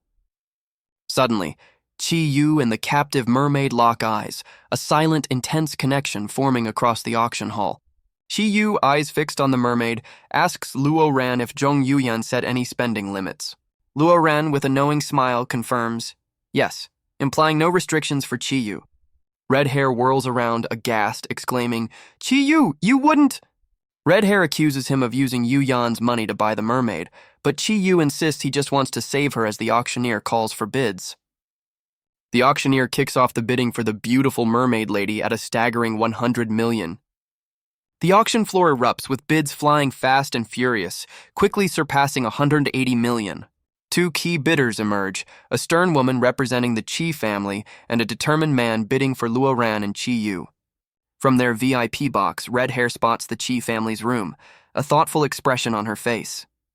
Redhair scoffs, dismissing the Chi family as a bunch of lunatics. Meanwhile, Chi Yu grins, tapping away on a tablet, clearly ready to join the bidding war. Chi Yu, tablet in hand, cheekily feigns concern about Yuan's bill, while Luoran and Redhair watch. Redhair, suddenly serious, urges Chi Yu to save the Mermaid from the clutches of the lunatic Chi family. The tablet flashes a staggering 310 million bid as Chi Yu's eyes narrow with resolve. With a decisive tap, Chi Yu confirms the massive bid, throwing his hat into the ring. The auctioneer explodes with excitement, announcing the jaw-dropping 310 million bid to the stunned crowd. Facing the audience, the auctioneer dramatically calls out, "Going once!" The tension is palpable. His face contorts with anticipation, waiting for any last-second counteroffers. "Going twice!" echoes through the hall as Chi Yu and Luoran watch, the stakes higher than ever. "Thrice!" cries the auctioneer, while the bound mermaid looks down, her fate hanging in the balance. The gavel slams down with a resounding thud. "Sold!" The auctioneer smashes the gavel down, roaring, "Sold!" The mermaid is officially Chi Yu's. Chi Yu dramatically flops onto the sofa, tablet clattering away, sighing, "Finally. Mission accomplished, or so he thinks." Redhair smirks, arms crossed, declaring, "We can say that the mermaid has been saved," as Luoran nods in agreement. But their victory lap is cut short by a blinding explosion that rips through the auction hall. Through the shattered glass of their VIP box, Chi Yu, Luoran, and Redhair stare in disbelief, Chi Yu shouting, "What?" Amidst smoke and debris, desperate cries for help echo. "Save me! Someone, quickly!" Suddenly, monstrous purple tentacles and a terrifying fanged maw fill the view. A creature has breached the auction. The unfortunate auctioneer is ensnared by the writhing appendages, his face a mask of terror as he begs, "Save me!" A colossal, one-eyed beast now holds the auctioneer captive as warning and monster invasion flash across the screen. The monstrous entity looms over the panicking crowd, its terrifying mouth agape, ready to cause more chaos. Amidst the chaos, the mermaid remains trapped in her tank, her expression shifting to one of fear. Chi Yu, ever the hero, declares to Luoran, "Let's save the people first," to which she readily agrees. With a deafening crash, the glass of their VIP box shatters, signaling their dramatic exit. Luoran, Redhair, and Chi Yu leap heroically from the wreckage, ready for action. Chi Yu, mid-air, wears a look of pure terror, clearly not a fan of sudden drops. Redhair, ever cool, grabs Chi Yu's hand, cheekily asking, "Are you afraid of heights?" Their feet hit the ground, a successful if slightly panicked landing. Facing the colossal beast, Luoran bravely announces, "I'll hold it back first." Luoran then turns to Chi Yu, urging him, "You go and save her," referring to the mermaid. Chi Yu, with newfound resolve, nods, telling Luoran, "Yes, you should be careful too." Luoran, wielding a colossal glowing axe, bravely confronts the monstrous beast head-on. Redhair, ever practical, turns to Chi Yu, urging, "Let's go quickly," and he readily agrees. Chi Yu reaches the mermaid's tank, reassuring the startled captive, Don't worry. Red Hair, poised atop the tank with her sword, warns Chi-Yu, stay away. I'm going to smash this water tank open. With a fierce cry and a flash of light, Red Hair brings her powerful sword down upon the glass. The tank explodes in a torrent of water, freedom for the mermaid finally within reach. Chi-Yu cradles the mermaid as Red Hair declares, you take her away first, I'll support Luo Ran. Suddenly, a menacing purple tentacle whips through the air, aiming for an attack. Red Hair leaps into action, skillfully deflecting the monstrous appendage with a swift sword strike. Her eyes blazing and fangs bared, Red Hair fiercely yells, go! Urging Chi-Yu to escape. Luo Ran and Red Hair unleash a coordinated assault, striking the colossal beast with furious determination. The dynamic duo dodges a sweeping tentacle, their movements a blur of skill and defiance. Their powerful attacks connect, causing a massive impact against the monstrous foe. Chi-Yu grits his teeth, a flash of alarm in his eyes as the situation intensifies. The beast roars in fury, a voice echoing, King Ki, you cursed me! As Chi-Yu stares in disbelief. The one-eyed horror glares down, trapping Chi-Yu and the mermaid in its terrifying gaze. Cradling the mermaid, Chi-Yu looks up, a worried, so, escaping his lips as he assesses their dire predicament. Suddenly, they're sent flying, Chi-Yu desperately wondering, is there no way? Tumbling through the air, Chi-Yu clutches the mermaid, shouting, to escape this? After a rough landing, Chi-Yu looks down at the now limp mermaid, anxiously asking, did she pass out? Chi-Yu checks on the mermaid, only to find her looking utterly dazed, tongue out and eyes swirling. Suddenly, the mermaid snaps to, letting out a piercing "ah" of pure terror. Chi-Yu, startled by her outburst, can only manage a bewildered... Tears stream down the mermaid's face, her eyes wide with fear and distress. Chi-Yu, trying to be reassuring, or maybe just loud, yells, don't cry! Clutching a strange device, the mermaid whimpers, I won't, as Chi-Yu holds her. But the device in her hand starts to glow and she screams again, a powerful energy building. With a shattering sound, a blinding blue light erupts, engulfing the mermaid. From the light emerges not a delicate mermaid, but a powerful ripped merman, radiating aquatic energy. The transformed merman now hovers, ready to face the colossal purple beast that's been terrorizing them. Chi-Yu finds himself in a strange, watery dimension, the mermaid asking, where are we? Is this the world through your eyes? The mermaid, still in her original form here, looks utterly bewildered, tears welling as she asks, huh? Inside this shared consciousness, Chi-Yu gently wipes a tear from the mermaid's cheek. Chi-Yu, with a dawning look of understanding, wonders aloud, did we fuse? The mermaid, holding his hands, explains, is this your ability? Regardless, we need to go and defeat the monster first. With a determined gaze, the mermaid closes her eyes and declares, I'll try. Back in the real world, the powerful merman form is fully manifested, as the mermaid's voice from within announces, we're back, and yes, this is my ability. The merman, now a fusion of Chi-Yu in the original, states, let's deal with the monster first. We're now fused and can only separate again after its defeat. Channeling crackling blue energy, the merman warns, you must never cry again during battle. The mighty merman stands ready, facing the terrifying, multi-eyed purple beast head-on. The mighty merman, now a fusion of two souls, unleashes a powerful slash against the colossal beast. His eyes widen in shock as the initial assault barely scratches the creature's hide. Undaunted, he summons a torrent of blue energy, preparing an even more potent strike with his aquatic blade. The energized sword connects with a deafening thud, yet the monstrous flesh remains stubbornly intact. I can't penetrate its skin, he exclaims, realizing the sheer toughness of their purple adversary. Inside their shared consciousness, the mermaid blurts out a tearful, innocent question. If we fuse, we'll have a baby, right? Chi-Yu, through their fused form, stammers in utter disbelief. Wait, that's not what I meant. Caught off guard by the internal chaos, their merman form is brutally swatted aside by a massive tentacle. Husband, are you okay? Cries the mermaid's voice from within, her concern echoing through their shared being. Emerging from the rubble, the merman, though battered, glares defiantly, not yet ready to give in. Undeterred, their fused merman form crackles with renewed aquatic power, ready for round two. A surge of restoration washes over him, mending wounds and bolstering their shared spirit. Inside their minds, the mermaid's innocent husband catches Chi-Yu completely off guard amidst the chaos. Chi-Yu, utterly flustered, face palms, ugh, Just call me Chi-Yu, as she tearfully apologizes for the endearing blunder. Overwhelmed with guilt, the mermaid cries, "This is all my fault. Wah, I did this," believing she's a jinx. A painful flashback reveals a younger mermaid, cruelly branded an omen of disaster and blamed for her parents' fate. "That's not true," she cried, but her desperate pleas fell on deaf ears as her community turned their backs.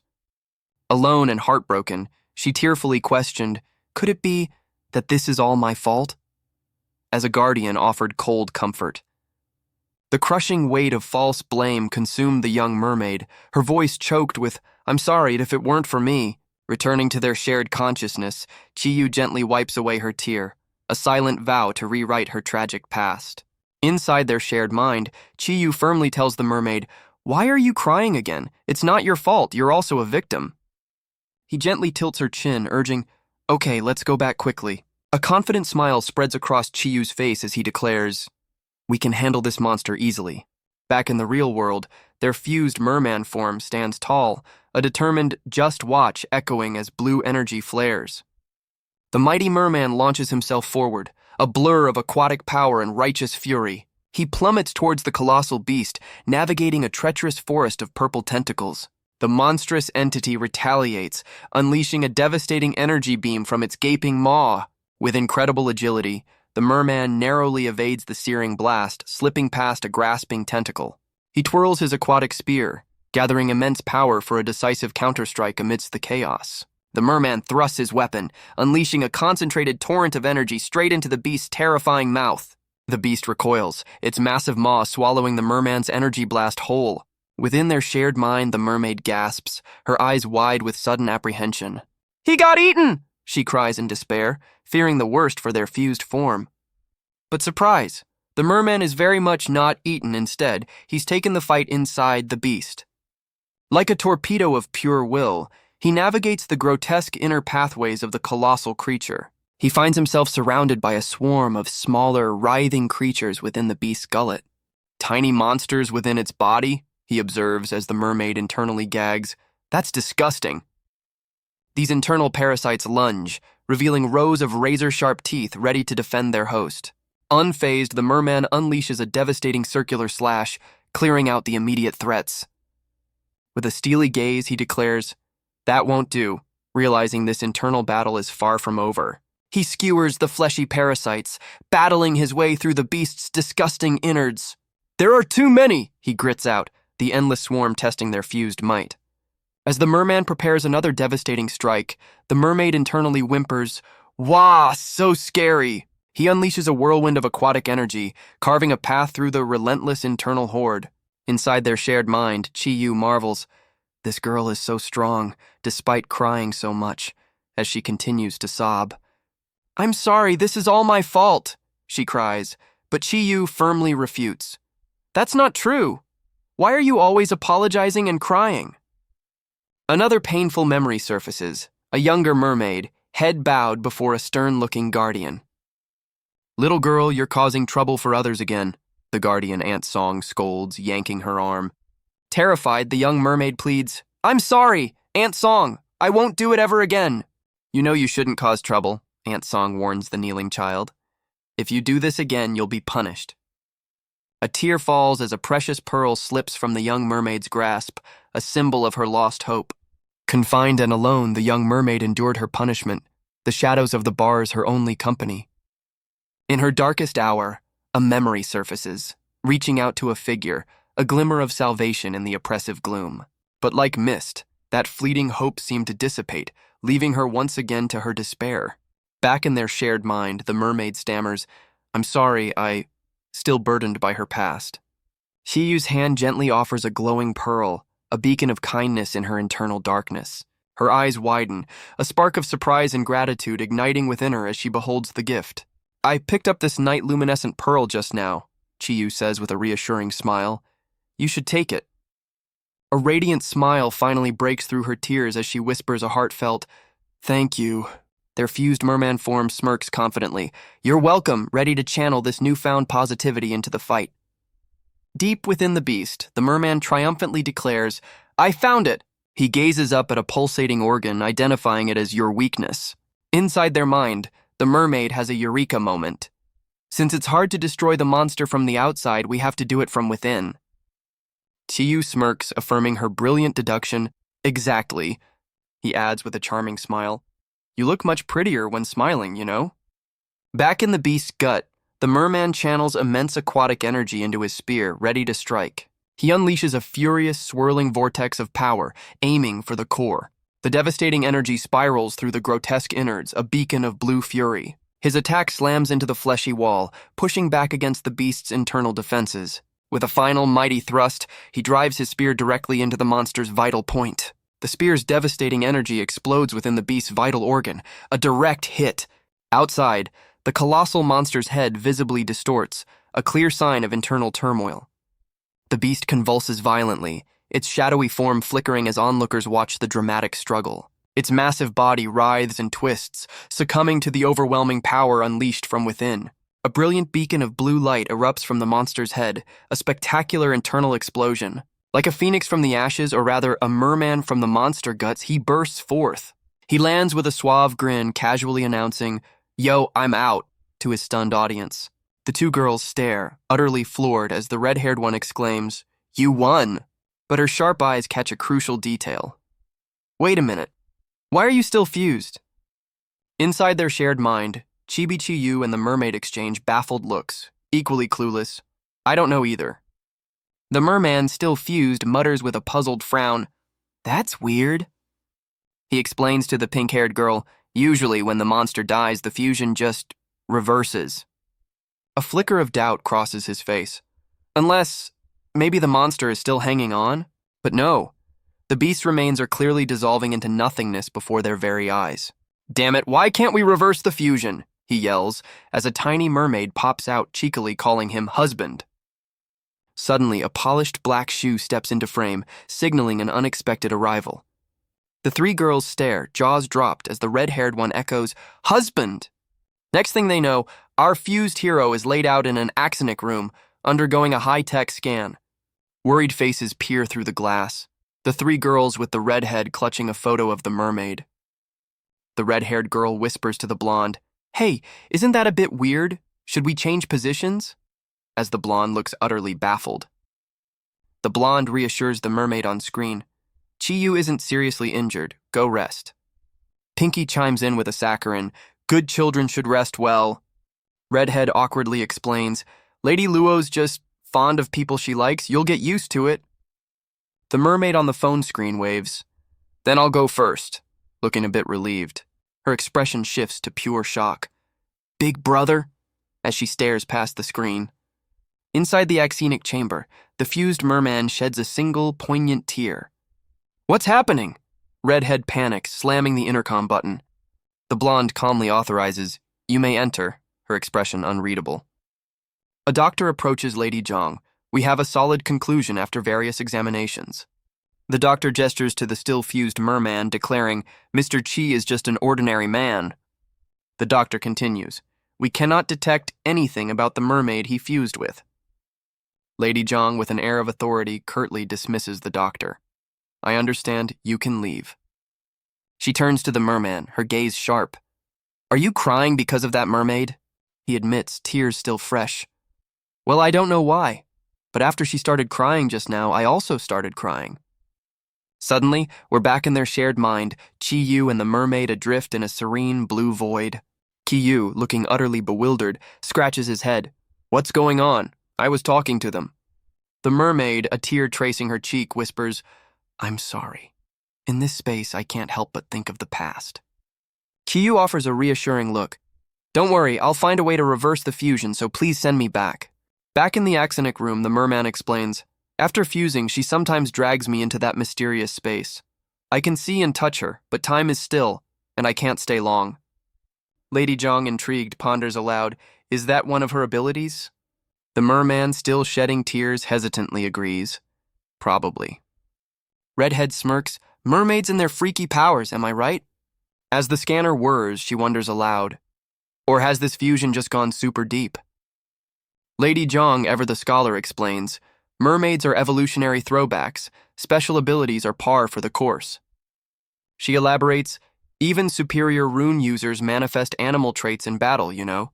Lady Jong continues, and considering her fusion with Chi Yu, implying a complex connection.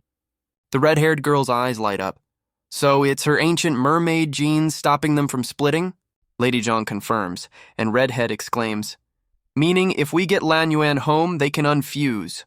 On a screen, the mermaid reassures someone, don't worry about your big brother, go rest, as the merman watches, still emotional. The mermaid on screen adds a sweet, big brother, eat well, see you later. Elsewhere, a young girl in a school uniform slumps despondently before her tablet.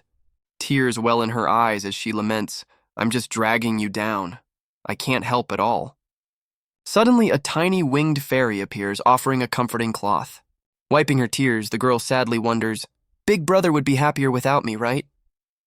The scene shifts to a bright, bustling cityscape, a stark contrast to her sorrow. Out on the streets, Redhead walks beside the still-fused, still-crying merman. Onlookers whisper, mistaking his tears for abuse, poor dude, such women are undesirable. The merman, with a wry, tear-streaked smile, teases Redhead. Hear that? You abuse me. He continues to sob dramatically, adding, well, this is still domestic violence. Redhead, flustered, mutters, unfair. Why did Zhang Yuyan and Luo Ran make us take Lan Yuan home? The blonde Lady Jong flashes a strained smile. The Jong family has matters to attend to. I must leave first. Pinky Luo Ran chimes in with a similar excuse. Same for me. The group called me urgently. Bye. The merman, hood up, turns to Redhead, but when you put it like that, it's indeed a bit odd. Redhead agrees, pointing at the merman. Right, they seem to be avoiding something. Suddenly, a sleek black car pulls up beside them, its presence commanding attention. A red carpet unfurls from the car, rolling out towards the bewildered duo. Redhead and the merman stare, utterly baffled by this unexpected VIP treatment. An imposing, silver-haired older man in a trench coat steps out, exuding authority. The older man strides towards the merman, grabs his shoulders, and leans in with a chew sound effect. A very close-up shot shows the older man puckering up, aiming right for the merman's lips. The merman's fist clenches. You pervert, he spits, clearly not appreciating the sudden advance. He shoves the silver-haired man back, shouting, Stay away from me! Then, a shocking outburst escapes his lips. Dad?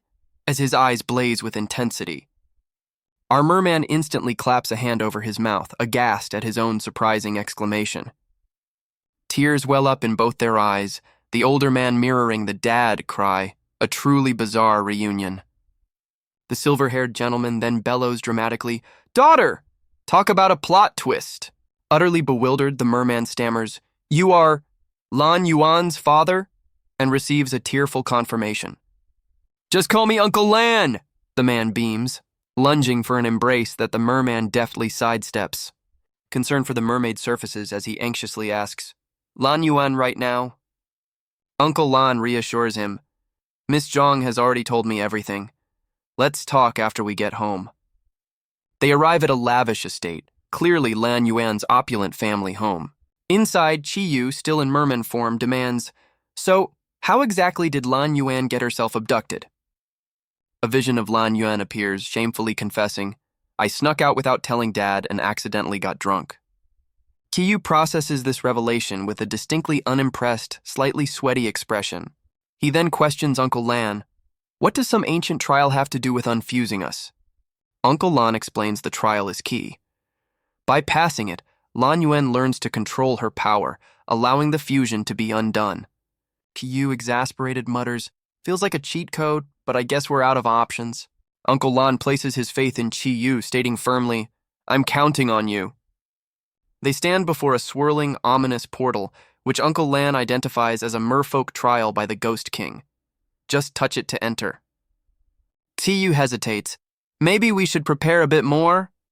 But Uncle Lan confidently replies, No need, I'll wait for you here.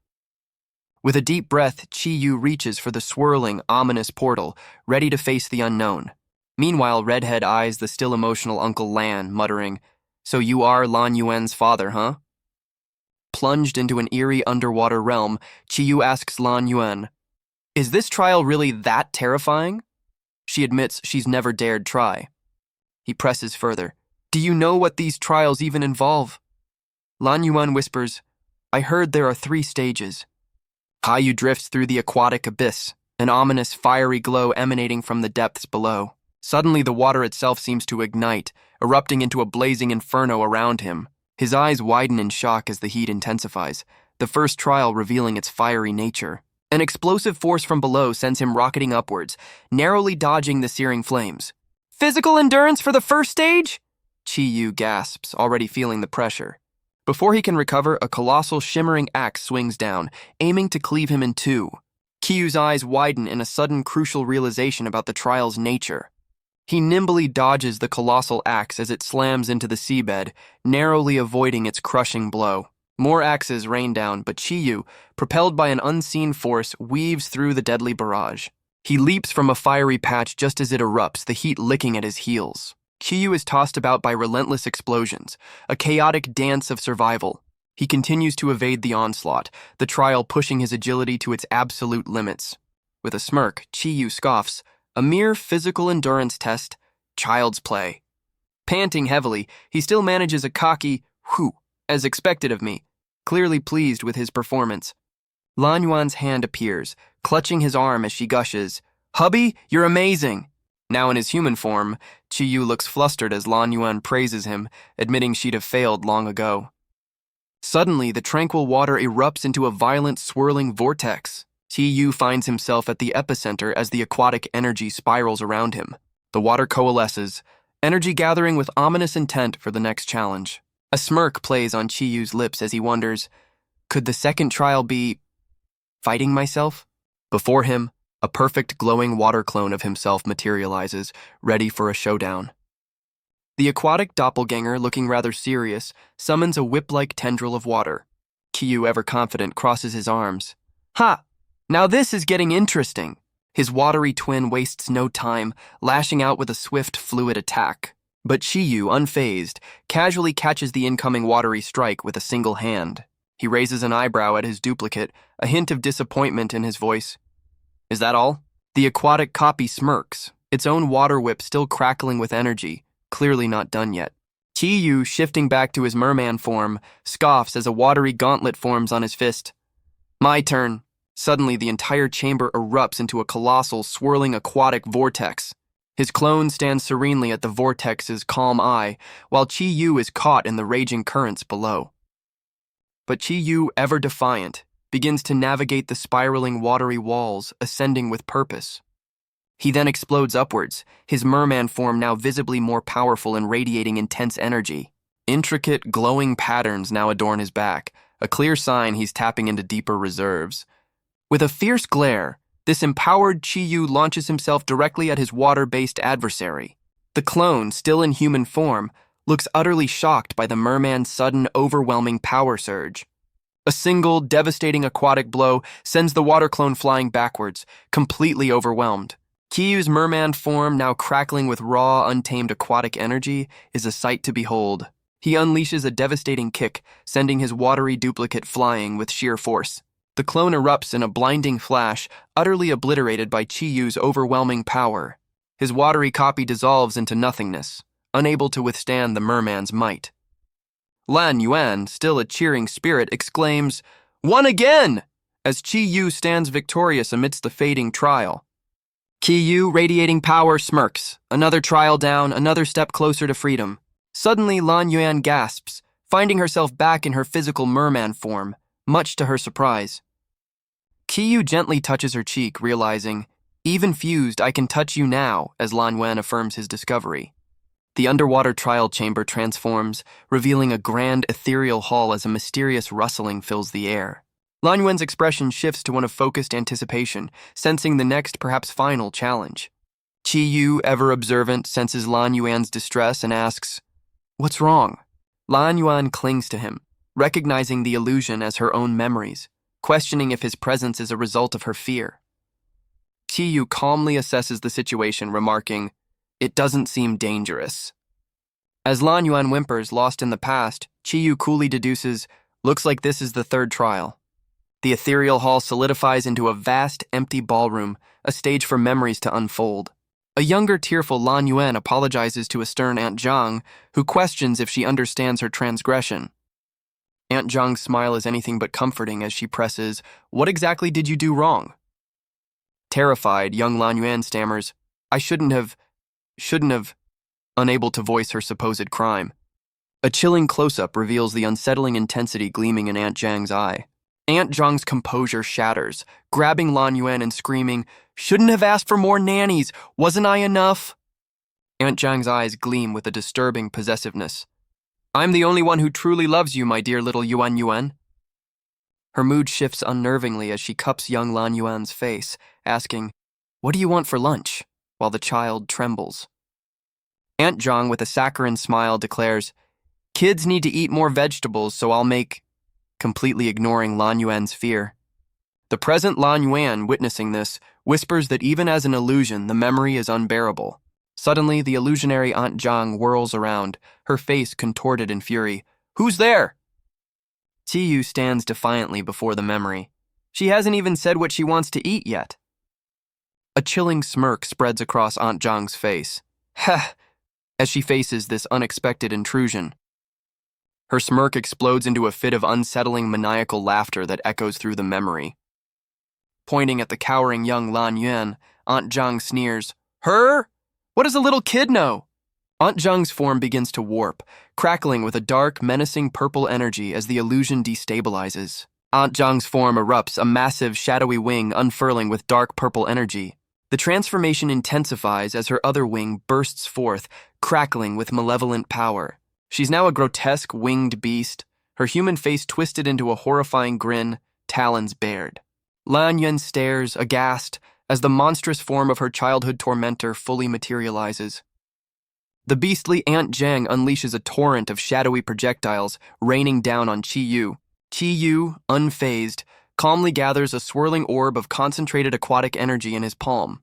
He stands resolute, columns of water rising around him, ready to meet the challenge head-on. The monstrous Aunt Zhang shrieks, "Why do you reject me? I'm the only one who truly loves you!" Lan Yuan, finding her voice, clenches her fist. "No, you don't. That's not love." A chilling memory surfaces. Aunt Zhang dragging a young Lan Yuan, the word control echoing the truth. Lan Yuan bravely declares that imprisonment and manipulation are not love, her past self a haunting reminder. She faces the monstrous Aunt Zhang, boldly stating, "I have plenty of people who love me." Qiyu, ever the observer, can't help but find Lan Yuan's sudden declaration a tad peculiar. Blushing, Lan Yuan grabs Qiyu, proudly announcing, "For example, this man, he's my husband," leaving him utterly stunned. A dangerous glint, a crimson star, flashes in the monstrous Aunt Zhang's eye, signaling pure fury. The beastly Aunt Zhang roars, "If you dare lay a hand on Lan Yuan, I'll kill you," as Lan Yuan tries to interject. But before she can finish, a powerful force slams into the monstrous Aunt Zhang, sending her reeling. The winged beast is launched skyward, a testament to the unseen attacker's might. Qiyu stands ready, water swirling around him, the source of that decisive blow. Ensnared by Qiyu's aquatic power, the monstrous Aunt Zhang poses a chilling question about mermaids and emotional water control. The monstrous Aunt Zhang seethes, her crimson eyes burning with pure, unadulterated fury.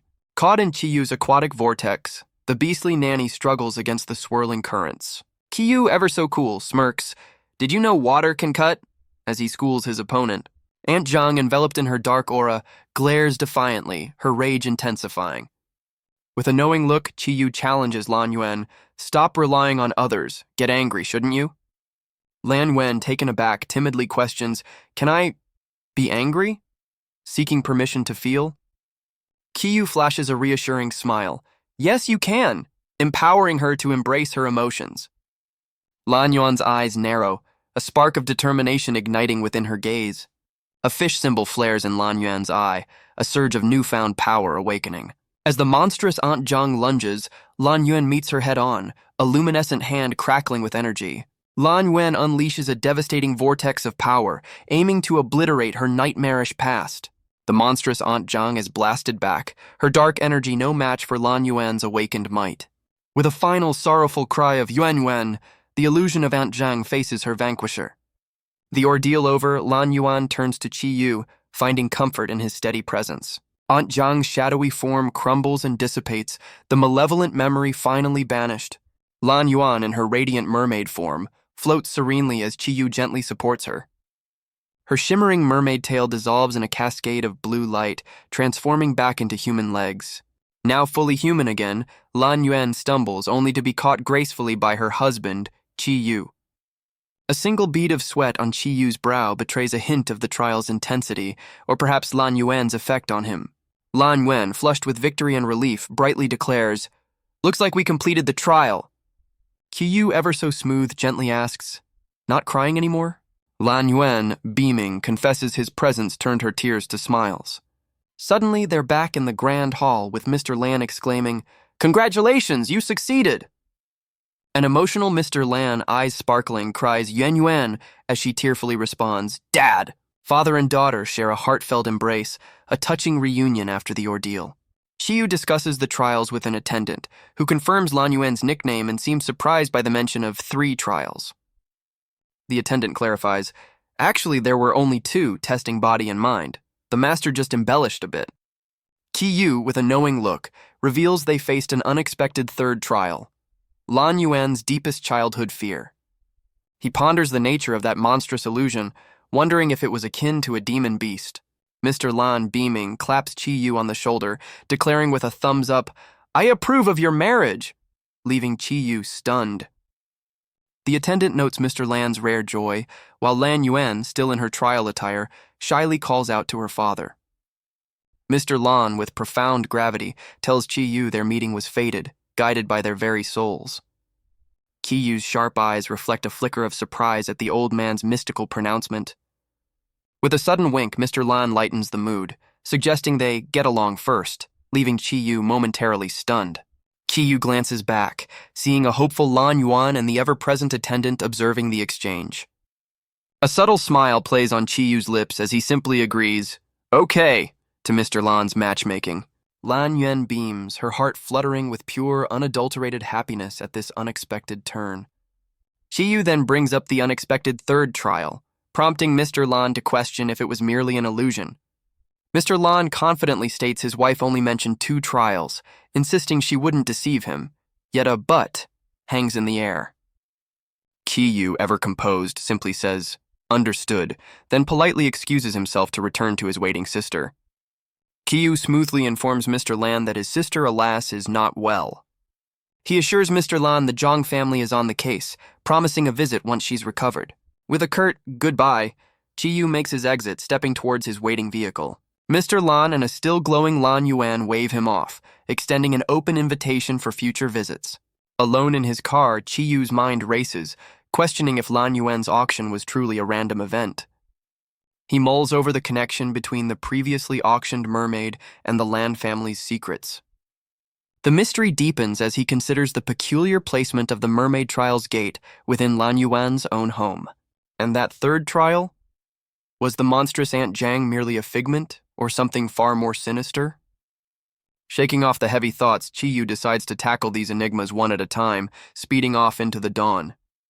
Arriving at a high-tech facility, Qi Yu is greeted by his pink-haired sister, who wonders about the early morning summons. Qi Yu's sister beams, ready to give him the grand tour and officially welcome him to the S Group. He notes the impressive crowd, as his sister boasts of the S Group's hard-won prestige. She proudly declares their fame stems from cutting-edge power armor and intense newcomer training. High above, 2 figures in sleek suits engage in a dazzling aerial combat display. A fierce sword fight unfolds mid-air, showcasing incredible agility and skill. His sister gestures towards the spectacle, clearly impressed by their trainees' prowess. She assures him a protective barrier keeps them safe from the high-octane sparring. A sharp-looking woman with teal hair announces Director Luo's arrival, halting the training. The combatants gracefully descend, their practice session put on hold. The female warrior stands ready, a glowing emblem on her chest hinting at her power source. Director Luo, a striking woman with purple hair, greets the male warrior and then turns her charm on Qi Yu, calling him handsome young man. Qi Yu, ever cool, offers a simple hello in return, his expression unreadable. The silver-haired warrior steps into a glowing chamber, and Qi Yu observes, clearly intrigued by the advanced technology. An attendant politely asks Qi Yu if he'd like to try the device, but Qi Yu wonders if it's appropriate. Director Luo, with a playful wink, assures him it's perfectly simple to operate, giving his arm a friendly nudge. A confident smile spreads across Chi-Yu's face as he decides, okay, then I'll give it a try.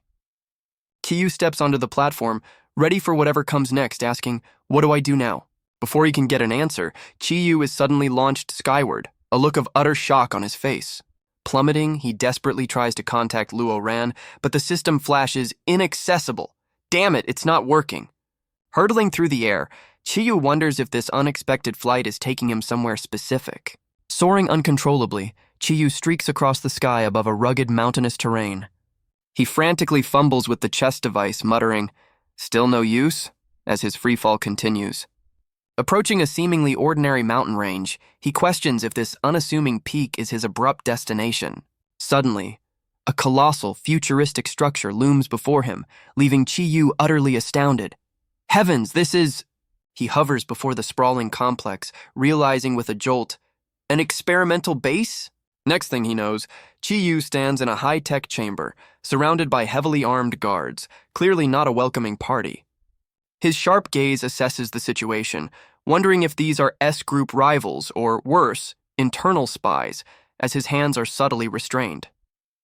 A formidable woman in uniform, Director Fu Shui, introduces herself and the research director, Liu Yun, with an air of authority. Chi-Yu, ever composed despite his predicament, cuts to the chase. Hello, may I ask why you brought me here alone? Director Fu Shui, with a sly, knowing smile, cryptically replies, of course, it's to solve the trouble on Mr. Qi. Director Fu Shui dangles a solution to Chi-Yu's combining issues, gesturing towards a massive, futuristic door. Unfazed by his armed entourage, Chi-Yu coolly accepts her proposition. That sounds nice. Let's go then, she declares, leading him deeper into the imposing facility. He silently wonders if Luo Ran and his team could ever locate this well-concealed place. Fu Shui reveals they're in a secret S-group experimental base focused on improving pattern ascension. Pattern ascension, huh? Chi-Yu mentally files away this intriguing new concept. A chibi strongman hilariously illustrates that patterns aren't fixed. Training can upgrade them. But the cartoon quickly shows the brutal reality. Pattern ascension is tough, and failure is common.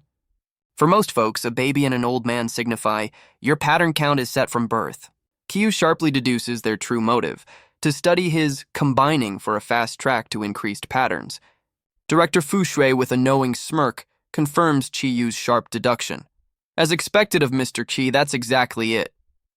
Chi-Yu, ever observant, coolly remarks, this doesn't look like any legitimate research. He then calls her bluff. If it were legitimate, why would they secretly kidnap me without telling Luo Ran? The research director, Liu Yun, remains stoically silent, his expression unreadable. Caillou astutely points out, if I'm not mistaken, you've already sent people to pressure Luo Ran, as a flashback shows his sister being cornered. He elaborates, in her territory, I've disappeared. All the forces interested in me won't let this opportunity pass.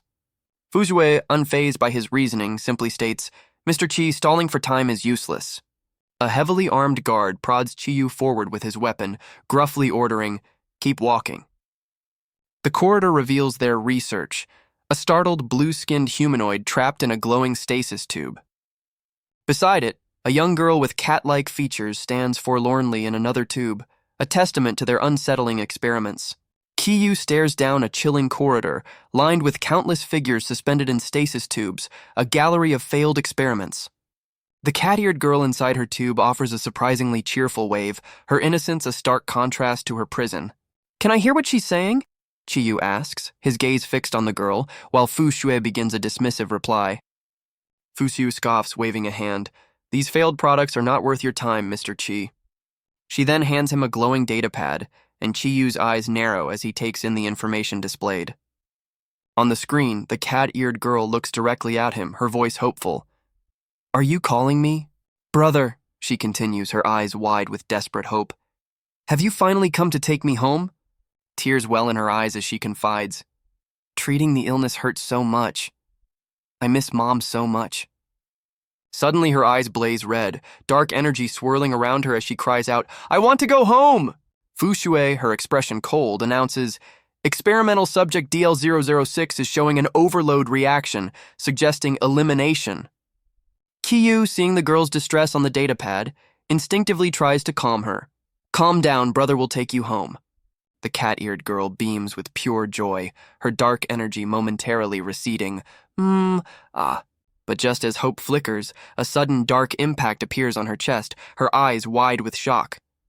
A guard lowers his weapon as FUSES declares, "Elimination complete," Chiyu reaching out in disbelief. The light in the cat-eared girl's eyes fades as she collapses within her stasis tube, the energy around her gone. Chiyu's face contorts with rage, his blue eyes blazing as he grits his teeth. "You!" He lunges, a dark blur of motion towards FUSES, who callously remarks, "She should feel proud of this." FUSES, arms spread wide with a fanatical glint in her eyes, proclaims, "Because they sacrificed themselves for the evolution of humanity." Flanked by armed guards, Chiyu, his expression dangerously calm, retorts, "Shouldn't sacrifice be voluntary?" FUSES, with a dismissive smirk, touches her chin. "They signed a contract, and I also gave them money." Chiyu presses, "And me? Did I sign your little contract?" FUSES just smiles. "An oversight, my dear. You're one of a kind." She leans in, a predatory glint in her eyes. "So, tell me, what does the unique Mr. Qi truly want?" But Chiyu's no fool.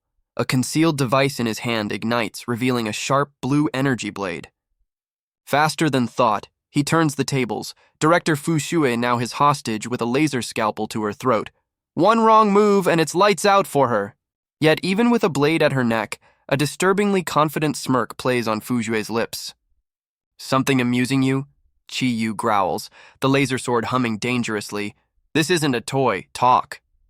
FUSES, almost caressing his cheek, sighs dramatically. "Oh, the pity of it all! Your unwillingness to cooperate is truly tragic." Suddenly her eyes blaze a demonic red, her voice dripping with malice. "You still don't grasp your own preciousness." Next to which... Chiyu's bright blue eyes widen in sheer shock, realizing her terrifying gambit. "You know I am absolutely worthless," she snarls, shockingly impelling herself onto his blade, a dark stain spreading as Chiyu recoils in horror. FUSES, bloodied but unbothered, lets out a chilling, "Huh," having turned Chiyu's weapon against herself. Chiyu recoils, utterly speechless at her deranged self-sacrifice. Guards instantly seize a furious Chiyu, who can only scream, "Crazy!" FUSES, casually staunching her wound, smirks, "You are still too kind, Mr. Qi." He glares back. "Must we become monsters like you, harming our own kind for progress?" She leans closer, her fanaticism unwavering. "It's all for humanity's future, whether it's your sacrifice or mine." Before he can retort, a syringe pierces Chiyu's neck, delivering an unknown substance. His piercing blue eyes narrow, a spark of defiance still visible despite the injection. Resistance fades as the guards drag a now limp Chiyu deeper into the facility. 2 more guards stand sentinel before a heavy steel door, the next stage of his unwilling journey. Hooked up like a machine, Chiyu's vitals are declared normal for now. With his pulse stable, the chilling command is given. Conduct pain level test. Suddenly, his eyes snap open, a defiant "Wait!" freezing the moment. Blinding energy erupts, Chiyu enduring an agonizing surge as his body lights up. A cold-blooded researcher merely notes, "Record the data properly," unfazed by the display. Elsewhere, an unknown figure in a lab coat approaches a heavily secured doorway. 2 armed sentinels immediately intercept, demanding, "Who are you?" Chiyu's brilliant blue gaze, however, remains unbroken, burning with fierce resolve. He manages a strained, "Ugh," a testament to his resilience against their cruel methods. Then, a new imposing scientist confronts him directly. "Are you still choosing humans?" Chiyu's piercing blue eyes narrow as the imposing scientist begins to speak. "You are..." With a sharp snap of his fingers, the mysterious scientist effortlessly disables the restraints. Chiyu, now free, glances at the incapacitated researchers, questioning, "Them?" Indeed, the 2 researchers lie motionless on the floor, a single word confirming their fate. "Dead." The silver-haired scientist coolly adjusts his glasses, admitting with a smirk, "I killed them." Chiyu, surprisingly unfazed and now somehow clothed, turns to leave as his rescuer casually bids, "Oh, goodbye then." But the scientist isn't letting him go that easily, grabbing his shoulder. Hey, don't you have anything to ask me?" Chiyu, ever direct, fires off his questions. "Who are you? Why save me? And are my powers connected to you?" The enigmatic scientist deflects the first two queries but flatly denies any link to Chi-Yu's abilities. Chi-Yu, accepting the limited answers, simply offers his gratitude. Okay, thank you for saving me. Chi-Yu strides off, leaving his silver-haired rescuer to ponder his next move. Frustrated by Chi-Yu's abrupt departure, the scientist vents his anger on the now empty restraint chair. His dramatic kick backfires, leaving the scientist hopping in pain, much to his own chagrin. A new imposing figure with striking red eyes mocks the scientist's less-than-stellar athletic display. The silver-haired scientist, regaining his composure, notes with a hint of disappointment, he still chose humans. The red-eyed newcomer smirks, confident that Chi-Yu's upbringing as a human is just a temporary allegiance. He continues, a knowing glint in his eyes, once he fully understands humans. As Chi-Yu navigates a lab filled with more stasis tubes, the red-eyed man predicts, he will definitely choose to return to our side. Suddenly, alarms blare throughout the facility. An experimental subject escaped warning flashes urgently. Guards scramble down a corridor, responding to the alert as the escape announcement echoes.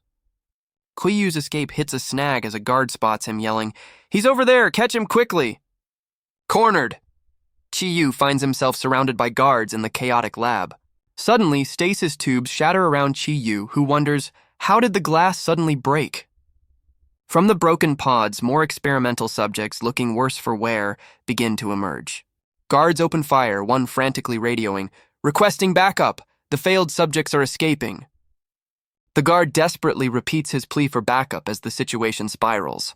Chi-Yu watches as a guard unloads on an advancing subject, caught in the crossfire. A primal urge echoes around Chi-Yu, "Kill, kill!" reflecting the escaped subject's torment. Overwhelmed, Chi-Yu hears the desperate cries of the subjects, "Bad people! Want to go home! Mommy!" And one noticing him, "Huh? There's a healthy person here?" Chi-Yu, visibly disturbed, questions the cacophony of voices in his head. What is this sound? The escaped subjects recognize Chi-Yu's health, a stark contrast to their own suffering. Their collective will forms a desperate plea. Let him go home. These tormented souls become a living shield, absorbing the guards' relentless assault. Guards continue their brutal suppression, firing indiscriminately into the desperate crowd. A sharp-eyed female officer strides onto the scene, her expression unreadable amidst the bedlam. Even in their monstrous forms, the subject's singular focus is Chi-Yu's escape. Tormented figures fall and float, their sacrifice paving a path for the one they see as healthy. Bathed in an almost divine light, Chi-Yu stands as the beacon of their fading hopes. His eyes now blaze with a fierce golden energy, a transformation taking hold. This new officer smirks, a chilling thought crossing her mind about the nature of combining. Chi-Yu, golden eyes blazing, fixes his intense gaze on the newly arrived officer. She makes a grab for his collar, utterly underestimating the inferno within him. Her hands clench his radiant uniform, the contained energy almost vibrating. With a mere pulse of power, Chi-Yu effortlessly repels her grip. He retaliates instantly, a fist wreathed in golden light hurtling towards her. The officer is sent soaring as Chi-Yu begins his scathing address to his pursuers. "You lot are—" More guards flood the corridor, unleashing a desperate volley of fire. Chi-Yu becomes a golden blur, weaving through their attack with contemptuous ease. His eyes narrow, delivering the final damning judgment. Scum. In a blink, he's behind a guard, delivering a swift, incapacitating strike. The officer, recovering from the blow, laughs maniacally, thrilled by this unprecedented surprise. Her eyes gleam with a wild energy as she acknowledges Chi-Yu's immense power, a device on her wrist crackling. It's a pity there isn't enough time, she muses, her wrist device flaring with intense blue light.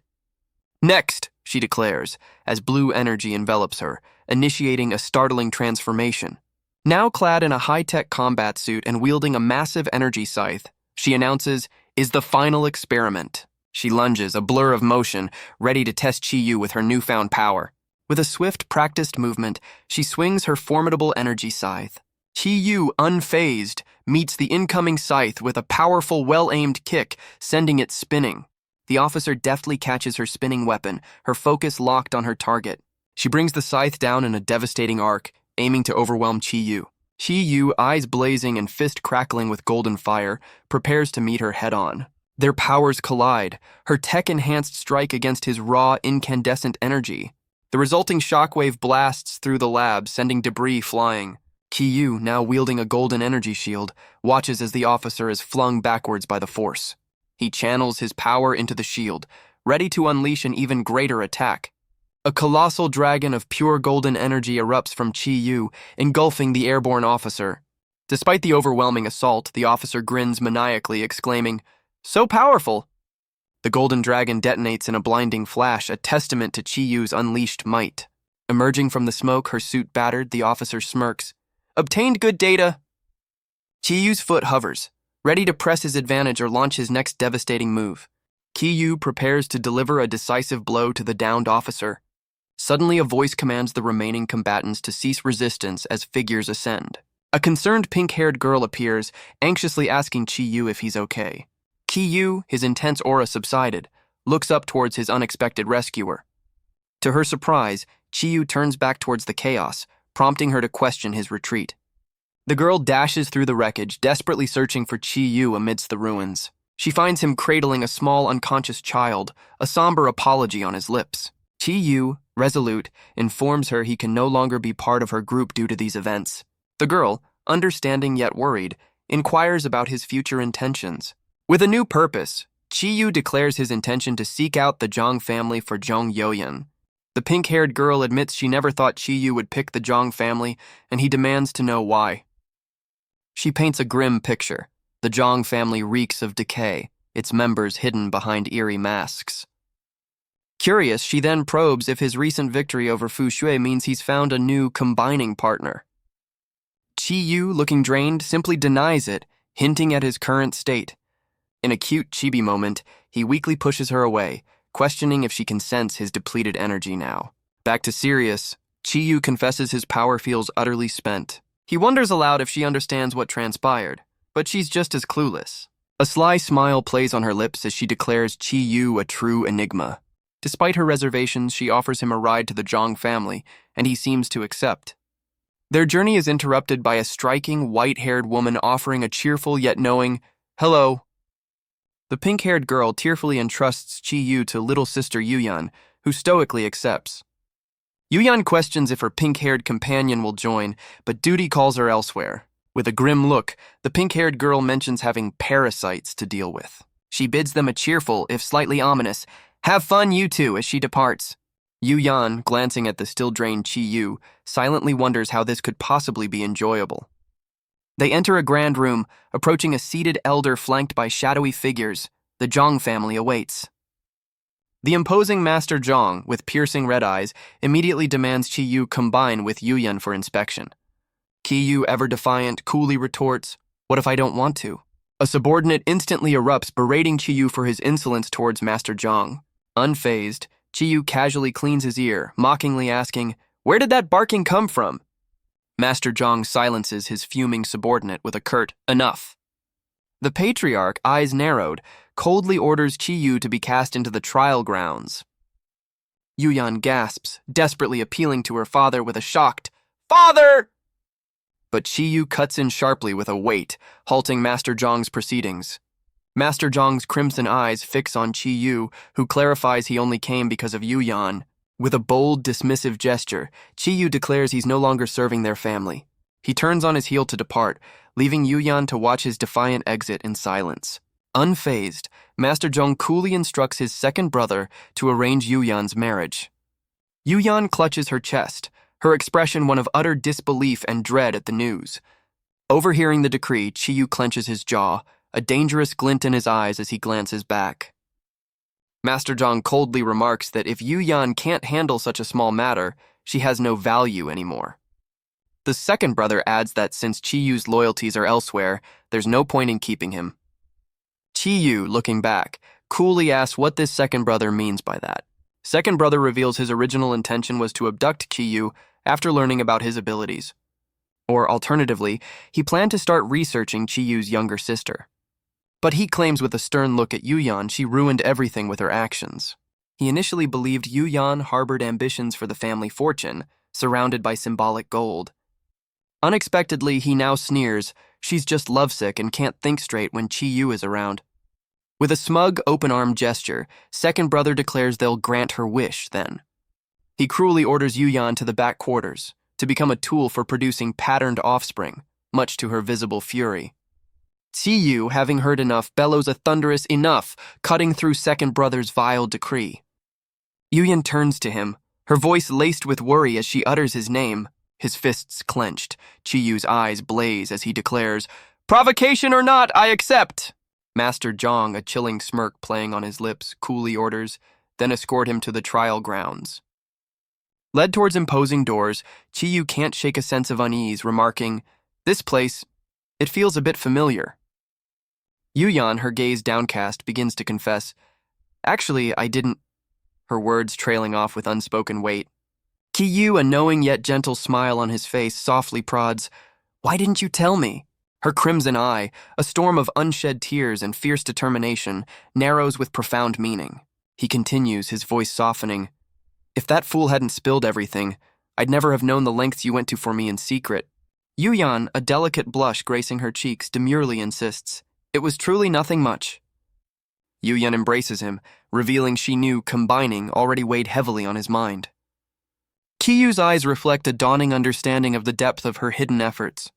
Visions of his past ordeals flash by, a testament to the very struggles she tried to mitigate. With a sudden blush, Yuan adorably admits she's a little scared and asks for a hug. Her out-of-character request leaves Qiyu and the two guards completely flabbergasted. Qiyu, slightly flustered, agrees, but cheekily asks if their audience could perhaps take a hike. The guards, taking the cue, suddenly find the ceiling architecture incredibly engrossing. He draws her into a comforting embrace, and Yuan visibly relaxes, a soft smile on her face. Nestled in his arms, Yuan whispers a cryptic phrase, "Inner demon." Unseen by her, a brilliant purple gem tucked in Qiyu's pocket emanates a subtle glow. Qiyu's steely gaze reveals an unyielding resolve, the inner demon hint still fresh. He flashes a reassuring, if slightly strained smile, telling Yuan, "Don't worry, I'll be fine." The guards, ever so professional, curtly announce, "Okay, let's not waste any more time." Yuan, turning away with a clenched fist, offers a firm "good luck," her back to him. A soft, knowing escapes Qiyu's lips as he accepts her well wishes. Striding towards the ominous trial grounds entrance, he begins a promise. "Don't worry." Glancing back at Yuyan's retreating figure, he continues, "When I come out," Yuyan's crimson eyes burn with a silent, fierce understanding of his unspoken vow. With fiery conviction, Qiyu declares to the departing Yuan, "Let's overthrow this stinking rotten old era together." Their profiles, side by side yet separate, mirror a shared, unshakable determination for the trials ahead. Yuan, with a confident smile, assures Qiyu, "Okay, I'll wait for you." As Qiyu faces the imposing doors, she advises him to focus solely on the trial ahead. Her expression hardens as she declares that on her side, things are just getting started. Turning away, Yuan states there's also their battlefield to conquer, a new ally appearing by her side. Indeed, Yuan marches off with her own formidable squad, ready for their part in the revolution. Meanwhile, Qiyu finds himself in a desolate chamber, a single ominous doorway beckoning. A harsh, familiar voice echoes, berating two useless things, and Qiyu instantly recognizes the speaker. His eyes narrow with steely resolve. He knows exactly who awaits him beyond that light. Without hesitation, Qiyu strides towards the glowing entrance, ready to confront his past. Master Jong watches from the shadows, keenly anticipating just how many inner demons Qiyu can truly endure. Master Zhong's inner demon trial kicks off, confronting Qiyu with a chilling red-eyed specter from his past. The trial plunges Qiyu into a rain-soaked memory outside a grim, familiar building. A painful scene materializes, two young children, their pleas of "Daddy, don't go," swallowed by the storm. A young, heartbroken Qiyu can only whisper "Dad" as his world crumbles. The father figure turns back, his voice laced with fury, snapping, "Don't call me Dad!" His face a mask of contempt, he spits out the venomous words, "You two good-for-nothings." Little Linlin, tears streaming, runs after him, her own desperate cries piercing the downpour. She grabs onto his leg, her small voice trembling as she pleads, "Don't go!" Left in the rain, Linlin sobs, promising, "We'll be good," hoping to sway his cold heart. His cruelty escalates to a physical reprimand, callously stating that obedient trash is still worthless. A furious young Qiyu charges, roaring, "Let go of Linlin!"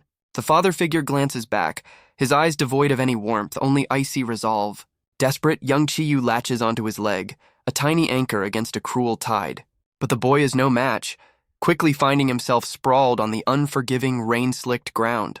With a heartless gesture, the man sends both children tumbling away from him. He turns his back, coldly declaring he's already done more than enough for them. Young Chi-Yu, battered but resolute, comforts his sister. Lin, it's okay. Brother is still here.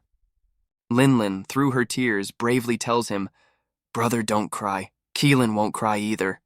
The present Chi-Yu watches, recognizing this as the raw, agonizing memory of their abandonment. Suddenly, Yuan's cryptic inner demon warning clicks, connecting directly to this torment. The memory twists, young Chi-Yu and Lin now sporting sinister, red-eyed grins. These demonic echoes hiss, it's all because we have low patterns that Dad abandoned us. Chi-Yu, unfazed, retorts, no, he was simply a scumbag.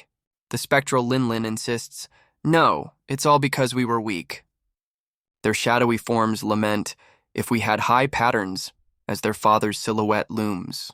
A twisted, older Lin apparition declares they wouldn't have been abandoned by family with better abilities. Her crimson energy blade slashes through the illusionary space with a menacing hum. Chi-Yu stands firm as the attack misses, boldly stating, we don't want that kind of conditional love.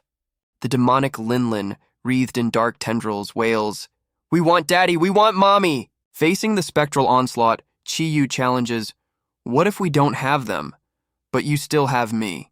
The spectral Lin, eyes burning red, is held firmly by Chi-Yu's unwavering hands. He gazes into her demonic eyes, vowing, we are family, I will never abandon you. His heartfelt words crack the facade. Tears stream down the illusionary Lin's face as she utters, Brother.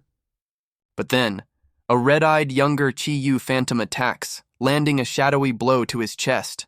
This twisted inner child stands over the fallen Lin specter, sneering, the excuse of the incompetent. He then turns his venom on Chi-Yu, blaming him. If you were strong enough, Dad wouldn't have left. The haunting silhouette of their father reappears, the accusation echoing, it's all your fault. With a furious cry, the demonic boy self lunges, a crimson energy blade slashing towards Chi-Yu.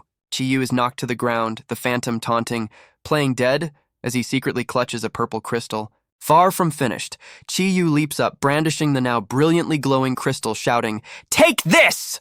Chi-Yu, still grounded, presents the glowing crystal to his menacing, red-eyed younger self. The phantom scoffs, just pretending, as he readies another vicious slash with his crimson blade. But the demonic boy hesitates, his crimson eyes locking onto the brilliantly pulsating purple crystal. Suddenly, a fierce red-haired woman with a massive sword materializes, shielding Chi-Yu. As her stylish sneakers hit the ground, Chi-Yu cryptically remarks, I'll explain later. The newcomer, blade at the ready, smirks down at Chi-Yu. Am I late? She extends a hand, and as Chi-Yu takes it, a warm golden energy envelops their grasp. The demonic Chi-Yu phantom stares, momentarily stunned by this unexpected fiery intervention. Now radiating intense heat and sporting magnificent fiery wings, she taunts the phantom, Come on! With a powerful surge, the winged warrior soars towards the demonic boy, ready to unleash her fury. The demonic phantom's eye reflects its own shattering demise as the illusion crumbles. Back in the courtyard, Chi-Yu and his fiery guardian stand victorious as the nightmare fades. With newfound resolve, Chi-Yu declares, I will protect Keelan well, earning a quiet affirmation of trust. A heartwarming vision appears. Young Chi-Yu and Lin, finally at peace, receiving gentle head pats. Chi-Yu, small once more, looks up at his towering protector as the last vestiges of the trial dissipate. The very fabric of the illusionary world cracks and falls apart around them. With a grin, the red-haired warrior leaps down as the trial zone disintegrates, Chi-Yu close behind,